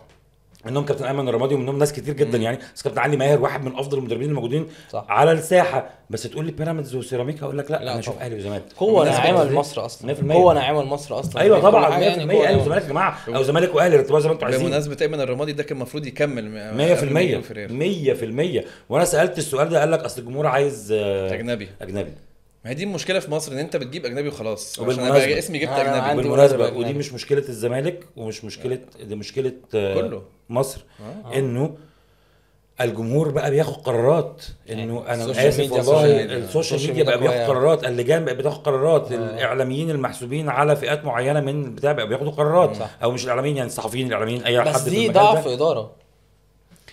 بص يعني 100% ضعف اداره، بس هي الفكره هنا ان انت لما اداره الاهلي مثلا حلو، فكره الريسك اللي انا كنت بكلمكم عليها من شويه، اداره الاهلي من شويه لما قررت تمشي موسيماني وتجيب كولر، هو ريسك جامد جدا كمان، حلو كلام، بس ماشي كويس. فاهم قصدي؟ موسيماني مشي ليه؟ عشان الجمهور زام عليه، فجبت مكانه كولر، الدنيا بقت ماشيه كويس قوي. طب لما مشيت كولر عشان الجمهور زام عليه، جبت مين مكانه؟ نفس فكره الريسك. فاهم قصدي؟ هنا المعيار هو انت مشيته عشان هو وحش ولا مشيته عشان الجمهور ما بقاش حبه؟ هو ماشي لازم عشان نبقى فاهمين الاثنين. النتائج كانت وحشه، فجاه النتائج بقت وحشه والجمهور زعل عليه. حلو ممتاز. فهمشي. النتائج اتحسنت؟ لا يعني لحد دلوقتي لا. مشيت ريبيرو وجبت، لا هو وجبت ريبيرو ده ياسر. اصلا انا همحيه ماشي. من حياتي. النتائج اتحسنت مع ريبيرو؟ ما اتحسنتش. طب 7 مش ماتشات كسب ماتش. طب مشيته النتائج والشكل بالمناسبه. طب مشيته وجبت ياسر، الشكل اتحسن لسه لحد دلوقتي. بس ألم يكن الكابتن كولر يستحق طبعا ان هو على الاقل يلعب كاس عالم؟ يلعب كاس عالم طبعا. انت كنت فاهم لسه بدل بقول ما كده. تروح تخيش طبعا. التخيشه دي طبعا مع الوضع في الاعتبار ان انا شايف انه الاحق ان هو كان يلعب كاس العالم عماد كابتن النحاس. 100%. صح. شاعر هيقوم يدور فينا الضربه حالا يعني. كابتن عماد النحاس مين اللي يلعب كاس عالم يا جماعه؟ مش كان ماشي بالفرقه كويس؟ ماشي بعد بالفرقه. لا ما كانش ماشي بالفرقه كويس. انت 6 ماتشات اللي كسبتهم دول على فكره يعني هو طبيعي ان انت تكسبهم. هو مش طبيعي خالص انت ما كنتش تكسبهمش. طبيعي انت تكسبهم. لا طب وبعدين على فكره هو انت لو كنت كسبت 6 ماتشات دول وبيراميدز كان شويه على الماتشين دول كان هيبقى كنت هتبقى مبسوط يعني كابتن لا كنت عماد. هبقى متضايق ان انا خسرت الدوري، بس يا المفروض جماعة، نكسب لا ست طبعا ماتشات كابتن اللي عماد عماد ده النحاس مسكهم. كونسبت، لا، عارف؟ لا، لا، ده لا. كونسبت يعني هناك خالص. لا، لا، لا. واحد بسم الله الرحمن الرحيم لا. فاز 6 ماتشات ورا بعض، كسبك بالظبط. الدوري قدام منافسين اقوياء كانوا بينافسوا على مراكز مؤهله للبطولات الافريقيه زي البنك الاهلي، انت كسبت 3-2. اللي كان اصلا انت الماتش كنت وحش ده في الملعب أصلاً. الماتش ده مش في المعيار. كل الماتشات، كل كنت الماتشات حلو. مفيش غير ماتش واحد بس اللي كنت حلو فيه اللي احنا الأخير. كسبناه في الاخير. 6. الباقي كله كنت وحش في الملعب. لا بس مش كله. كله مش كنت وحش في ليه؟ الملعب. ارجع للماتشات يا باشا. انا كنت بروح الماتشات كلها. طب ماشي كابتن عماد النحاس وجه ماسك ريبيرو. الفرقه عامله ازاي؟ هو انت اصبر عليا هو بس. ريبيرو ده مش مدرب طب عشان ماشي تحاسبني ماشي عليه يا كابتن خالد. عماد، مش هحاسبك على ريبيرو، لا مش هحاسبك على ريبيرو. ماشي كابتن عماد النحاس بنفس التشكيله بتاعت كابتن عماد النحاس اللي انت بتقول ان هو كان وحش بس عملنا نتائج كويسه. ماشي كابتن عماد النحاس بنفس التشكيله، جه ريبيرو خيش خالص وبعدين كمل مسيرته في الدوري بنفس لا مش نفس التخيشه. التشكيله، هو ده جه عليه زوايا لعيبه. بقى. وطاعة. لعيبة، حلو الكلام. ومشي كابتن ريبيرو وجاء الكابتن عماد النحاس مره ثانيه، عمل ايه؟ ما خسرش ماتش.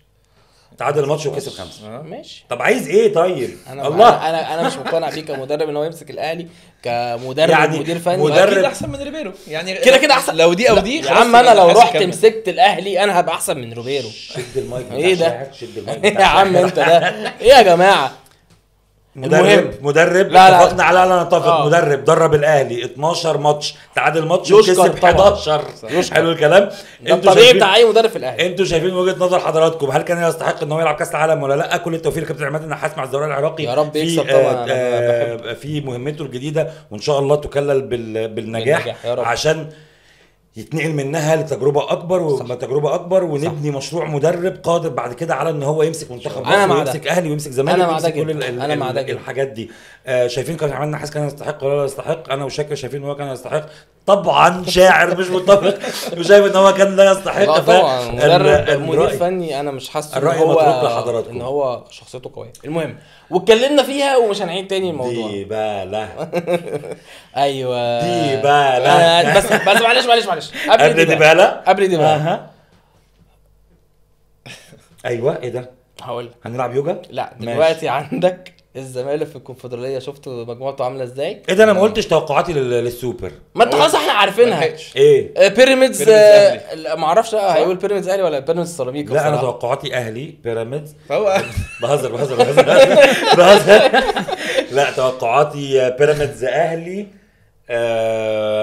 سيراميكا زمالك زي بعض، وان كنت اتمنى اهلي زمالك طبعا او زمالك أهلي. طيب كونفدراليه الزمالك مع المصري تاني، شايفين زمالك اول يعني زمالك ومصر هيتاهلوا من المجموعه ان شاء الله ولا ان شاء الله استاد مالي صعب؟ ان شاء الله ان شاء الله. لا ان يعني شاء الله مجموعه مش سهله على فكره. مجموعه مش سهله، بس المصري بقى عنده خبرات في البطوله الافريقيه من السنه اللي فاتت، وصل سيمي فاينل والدنيا ماشيه معاه كويس. السنه دي عنده سكواد مرعب، عنده تكامل في العناصر. فعادي هيتاهل. كابتن نبيل الكوكي عارف يسيطر على اللعيبه كويس وعارف يبني خطه في الملعب، شكله باين حلو في الملعب. المصري قريب ان هو يتاهل. الزمالك بحكم ان هو الزمالك طبعا خبرة برضه. طب وانت الزمالك ومصر يتاهلوا؟ انا اتوقع كده مع طيب. ان المصري في ماتش الاهلي والزمالك ما لعبش حلو. لا ما لعبش معانا. ما لعبش حاجه خالص. الايه الماتش في ماتش- الزمالك والاهلي اللي مصر لعبهم ضدهم لما خسر من الزمالك اها انا خسرت والاهلي والماتش كان الاهلي ممكن يخلص برضه والمصري ما لعبش حلو برضه. ما لعبش. المصري بس هو في بالغ المجمل كان في كويس. الدفاع، بس في المجمل في كويس. المجمل طيب كويس. مجموعه الاهلي صعبه قوي، صعبه جدا. ارخم مجموعه في الاربعه. صعبه قوي قوي قوي أرخم قوي مجموعة. قوي، وملاعب حلوه عامه يعني. حقيقي. يعني هتلعب ملاعب- كورة. هتلعب كوره. اتمنى بقى انا نفسي ناخد حظ الترجي. لا انا خلاص يعني حظ تونس والترجي ناخد حظوظهم خلي في بالك كل من حاجه مهمه جدا، انه الطريق الصعب بيخليك اكثر ثقة شوية. اكثر ثقه واكثر قابليه ان انت تاخد البطوله. دي المشوار السهل بيخليك تلبس بعد كده في فرقه صعبه تبقى مش عارف تعمل ايه، فاهم قصدي؟ المشكله ان لما احنا تلعب مش منافس. فايقين مش هي فايقين دي دلوقتي. ما هو انت مش هتفضل، انت هتفضل مش فايق طول عمرك وعايز تاخد البطوله. اتكل على الله ما تقرفناش. انا عايز اكسب بطوله وخلاص. بس يعني بس الاهلي هيصعد. لا هيصعد. هيصعد شاء الله يعني هيصعد. اتمنى طبعا واتوقع ان هو هيصعد. بيراميدز هيصعد. لا بيراميدز يعني بيراميدز بيراميدز واخد في النهائي مكان. عامه. المجموعه بتاعتهم يعني في عجاله ها ميلان روما، عشان احنا طولنا ميلان بصراحة. روما. شاكر احنا عايزين نكرر القصه دي تاني. نعملها يعني بص والله كل أنا ما مبسوط هتلاقي جدا. نفسك معدي من قدام الاستوديو كده يعني شفت السلام عليكم اللي انا قلتها دي، افتح يا عم سلام انا عليكم. خش جبته، عليكم انا بعد جبته كده. بالعافيه. هو ساكت في التجمع زي حالاتك يعني. زي حالاتي بس مش عارف، بس جبته المره دي بالعافيه بصراحه. هبقى اجيبه بس وانا انا جاي. بس انا اللي قايل لك برضه. انا بعد ماتش المصري قلت له شاعر انا محتاج اطلع اتكلم. شرف لينا يا فندم والله. والله شرف وليا لينا. والله وليا انا كمان. بص. ميلان روما. بص انا قايل لك ايه من اول طلع بس جدول الترتيب. باشا. انا قايل لك ايه؟ اه انا قايل لك ما ايه؟ قلتليش حاجه. لا يا حبيبي انت قلت لي الماتش حاجه. لا يا بالتحديد. بابا. الماتش ده ولا لا مش على الماتش ده، على الدوري عموما. قايله الدوري في ميلانو. يعني انا قايل لك كده ارجع ايوه ما انت قايل لي كده وانا لسه بس لسه بدري لا يا بابا. والسكواد برضه مش يا سكواد عم دوري. انت بتلعب ماتش في الاسبوع، ماتش في الاسبوع ماشي. بتحضر له. جدول ترتيب مرعب. طبعا شفت مرعب. من الاول الدوري من مولع. الاول للسابع فرق 4 نقط ولا 5 نقط حاجه كده. نابولي 22 نقطة الأول، إنتر 21 نقطة المركز الثاني، ميلان 21 نقطة المركز الثالث، روما 21 نقطة المركز الرابع، بولونيا 18 نقطة الخامس، يوفنتوس 18 نقطة السادس، كومو 17 نقطة السابع. 5 نقط من الأول للسابع. لازيو الثامن وفي 15. منهم في 5 منهم لازقين في بعض فرق يعني فاهم. مفيش هم كلهم زي بعض، مفيش الا فرق نقطه. الدوري بس السنة دي مرعب. ميلان عنده ايدج عن كل دول. تشامبيونز ليج لما تشد شويه انت هتبقى بتلعب ماتش في الاسبوع، ده جاي لك متدمر بقى بيلاعب مش عارف مين وده بيلاعب مش عارف مين، انت مستريح. تعالى يا باشا هلعب لك الماتش اللي في الاسبوع.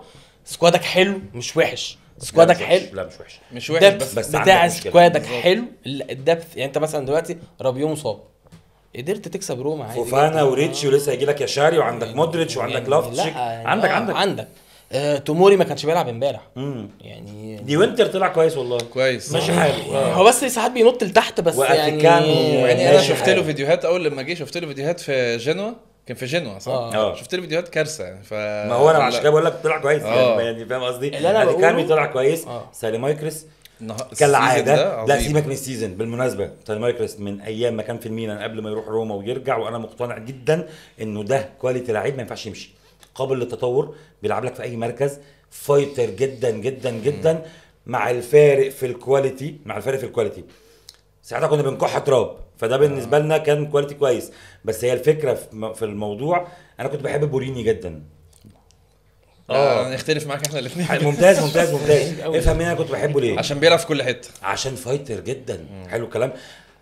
بوريني كان وينج حلو، كنت بتلعبه باك يمين كان بيلعب. لعب باك يمين. الكواليتي بتاعه سيء حلو، بس هو يعني ما يلعبش كوره، ما يلعبش عندنا في دوري المحترفين، فاهم قصدي. بس هي الجيل كله كان وحش جدا. الميلان كان مخايش تخيشه، انت فاكرين كان ميلان بيطلع ل 12 ولا 14 وكنا بنصارع على الهبوط يعني. بس في وسط الزوبعه دي كلها في واحد فايتر جدا، عايز تلعبه باك يمين، عايز تلعبه وينج، عايز تلعبه نص ملعب، هتلعبه في اي حته هينزل يلعب ويأدي. نفس الفكره مش نفس الكواليتي انا شايفها في ساليمايكرس.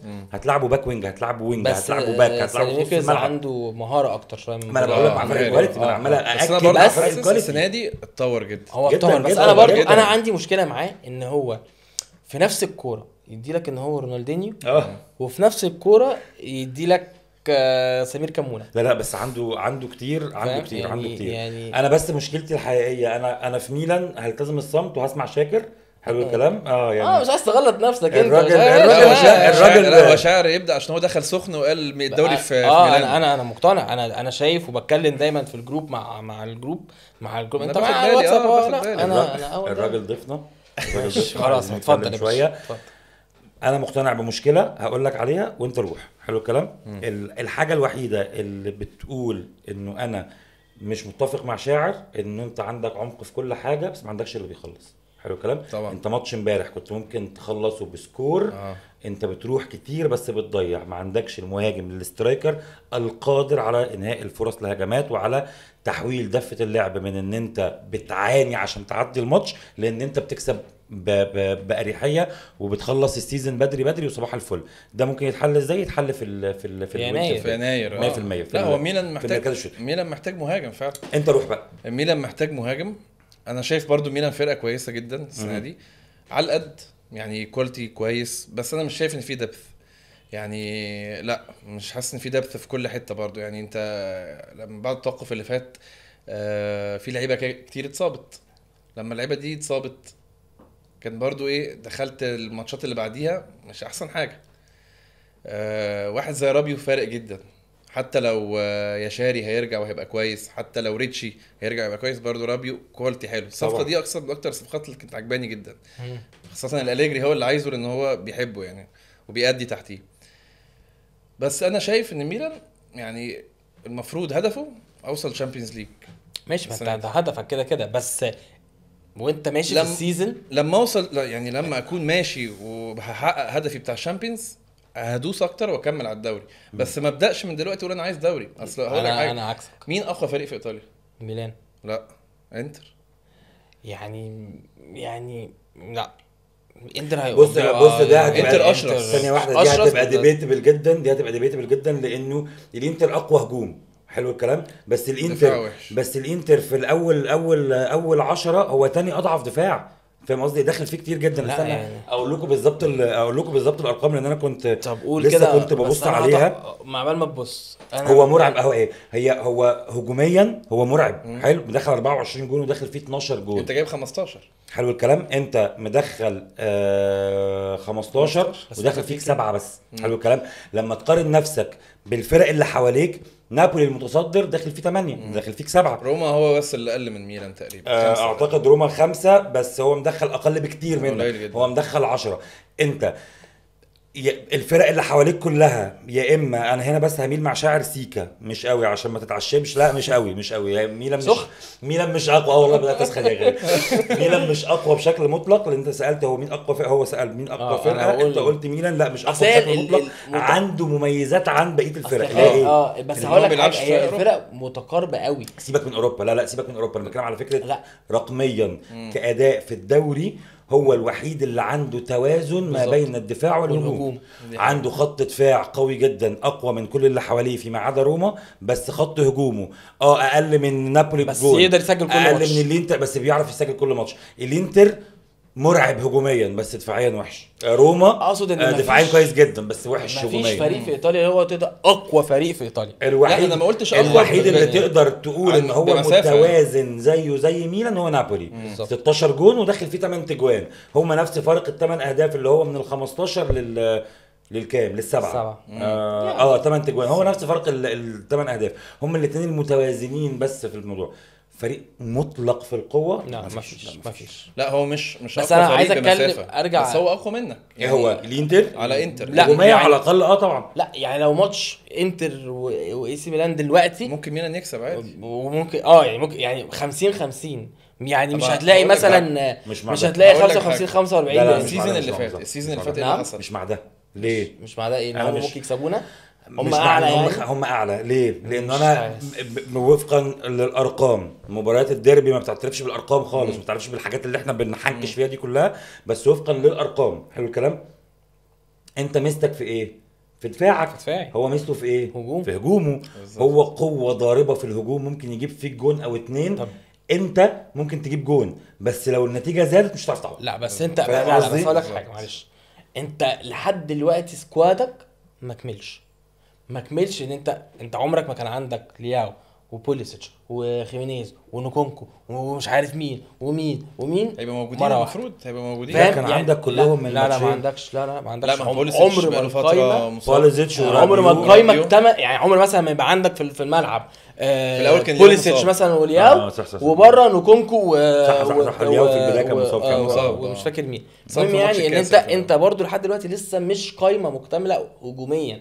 يعني أليجري لما بيجي يبص بره دايما عنده نقص، لكن لو انت عندك بره بس عاجبني أليجري في الحته دي قبل ماتش اليوفي. لا ماتش اللي كسبه كان ماتش لما نابولي. بص بره ما لقاش حاجه. كان ماتش نابولي قبل الماتش. قبل الماتش بيسالوه انت عندك اصابات 1 2 3 4، قال له انا عندي عدد كافي قوي للفوز. لا هو كلامه بس خلاص انا آه. العدد اللي معايا كفايه قوي ان انا افوز بيهم وفاز. اللي هو ايه ايوه انا اعرف مدربين تانيين كان بيبقى عندهم قد العدد بيصيحوا. 4 مرات ويطلع كونتي مثلا كونتي. يطلع يصيح صياح يعني. اول لما بس يخسر أيوة. يخسر اول لما يتعادل بس أيوة. انا ما جابوليش وما ايوه جابوليش وهو عنده لعيبه بره وعنده جوه. يعني تعمل فرقتين. فاهم قصدي؟ طيب، أليجري معلش. ده. اقول لك انا ليه ما تتعشمش انا بس برضه؟ عايز اقول لك حاجه. لا انا نسي عشان ما مشاش دبث. لا انت عندك دبث عندك بس ما عندك عندكش ده. هجوم. ما انا مش شايف الدبث بالكواليتي اللي انت فاكره يعني مش برضو اللي يشيلك قوي يعني. ايوه ماشي. ما انت خلي بالك يعني برضو انت وايه ده مش وما عندكش دفاع؟ ايه العبط ده؟ ايه وما عندكش دفاع عشان بتلعب يعني إيه يعني؟ عشان بتلعب انت بثلاثه بتلعب بثلاثه طيب. فعندك واحد بره ولا اتنين دايما.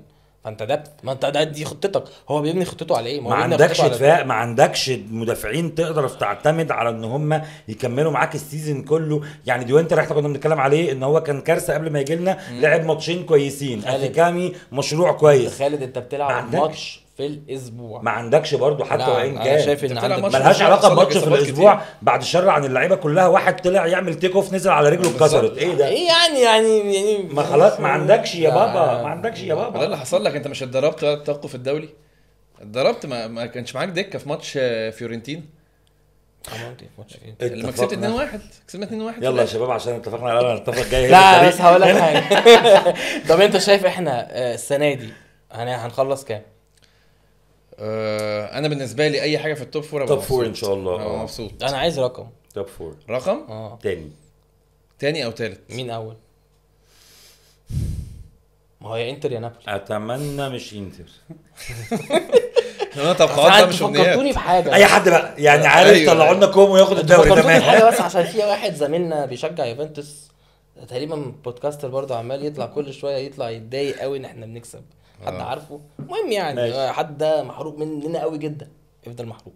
بس انا كنت عايز ايه ده؟ ايه ده؟ انا عايز اقول كده. ودي هي دي جمله الرسالة. اعتراضيه ملهاش اي لازمه في يعني الدنيا. رسالة. حد افضل مع- يمسي على واحد صاحبه. لا مش واحد صاحبي. هو واحد بيشجع يوفنتوس.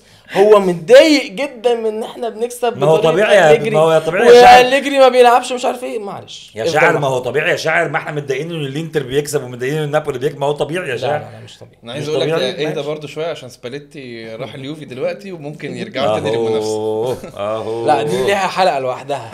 طيب انت مين اول؟ انت قلت لي أول اول. يا انت ايه؟ انا بقول تاني او تاني تالت. او تالت. انا تاني. ماشي. السؤال هنا للساده مشاهدي ومستمعي بودكاست توتو كوره عبر منصاتنا في كل مكان.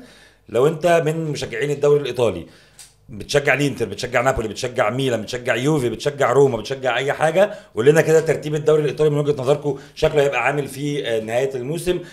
اتفقنا على نتفق بس كانت خفيفه يعني عادي. اختلاف وجهات النظر يعني دي ممكن تعدي عادي ما اقولهاش. طبعا الفل تاني معلش انا عايز أنا بس أختلف على أهو. واحد. لا مش هختلف على ده. واحد معانا في الجروب اسمه احمد بيومي. اوكي. انا بس عايز اقول له خف حنيكه شويه عشان هو ما بيفهمش في الكوره وبيحاول يفهم في الكوره. ايه ده؟ في ايه؟ معلش. ايه ده؟ هو إيه جاي ده؟ يصفي حساباته بس. حاجه جوه في حاجه. إيه؟ معلش بس حاجه جوايا يا جماعه. هو بيصفي في حساباته. بتاعه. ماشي. احمد يا بيومي انا عارفك وعارف انت ساكن فين. اوكي تمام. اوكي يعني نبعتها لاحمد بيومي دي على على البرايفت. تمام انا اوكي. بحبه بصراحه. شاعر. مستر خالد ميرسي جدا على الوقت اللي قضيته معانا النهارده. معلش انا جيت متاخر. معلش على التاخير. كان نفسي اقعد مع شاكر اكتر من كده والله طبعا. انا كمان. شاكر شكرا جزيلا يا حبيبي. والله العفو انا مبسوط جدا وشكرا ليك يا انت ريت تعملها وشاعر. تاني. لا يعني اي وقت احنا انبسطنا اي وقت بصراحة. تاني موجود. ده حقيقي. ماشي. لا انا مبسوط بس جدا. بس احنا عايزين نجيب واحد زملكاوي المره الجايه برضه عشان ما يبقاش ان احنا الحلقه انا مش عندي هتكمل. انا عندي لا بس انت مش هينفع. تبقى انت ما تجيش. اوكي. ليه انا هاجي لا اصل انا كنت هقول انا مش هاجي ونجيب واحد اهلاوي وواحد زملكاوي بس كده هيبقوا 2 اهلاويه على واحد زملكاوي. فانا مش هجيبك عشان انا اجي محايد في النص لا، وهم لا. يولعوا في بعض. انا لا انا هاجي وهبقى مش محايد بس هبقى مش محايد شويه. محايد ومش محايد. مش واثق فيك. شاكر شكرا يا حبيبي. بس انا عارف هتتعود ان شاء الله. يلا عايزين نكررها كتير. احنا ممكن نجيب شاكر وصاحبك مين صاحبك اللي هو بقى الزملكاوي ده، يبقى فكرني بيه بعد الهوا. ماشي اوكي. شكرا لكم. اتمنى الحلقه كانت ظريفه خفيفه. انا اسف طبعا على التاخير، شاكر وشاعر حتى في هارموني كده حتى في الاسم، فاتمنى ان هم كانوا بدايه الحلقه كانت ظريفه من وجهه نظر حضراتكم. اتمنى ان احنا دايما ضيوف خفاف على حضراتكم في بودكاست توتو كوره. ما تنساش اللايك والشير والسبسكرايب والحاجات اللي انتوا عارفينها دي كلها. ما تنساش الريكومنديشنز في الكومنتس، عايزيننا نتكلم عن ايه في الحلقات، لانه هيبقى في حلقات بنتكلم فيها عن حاجات في التوقفات الدوليه ملاش علاقه بالكرنسي. احنا دلوقتي في احداث كتير بتحصل، فبنتكلم عن الاحداث اللي بتحصل في الوقت الحالي، بس في اوقات هيبقى فيها توقفات هنتكلم عن حاجات في المجمل. ادوا لنا ريكومنديشنز عايزين نتكلم على ايه تحديدا، لحد ما نشوفكم في الحلقه القادمه من بودكاست توتو كوره. سلام.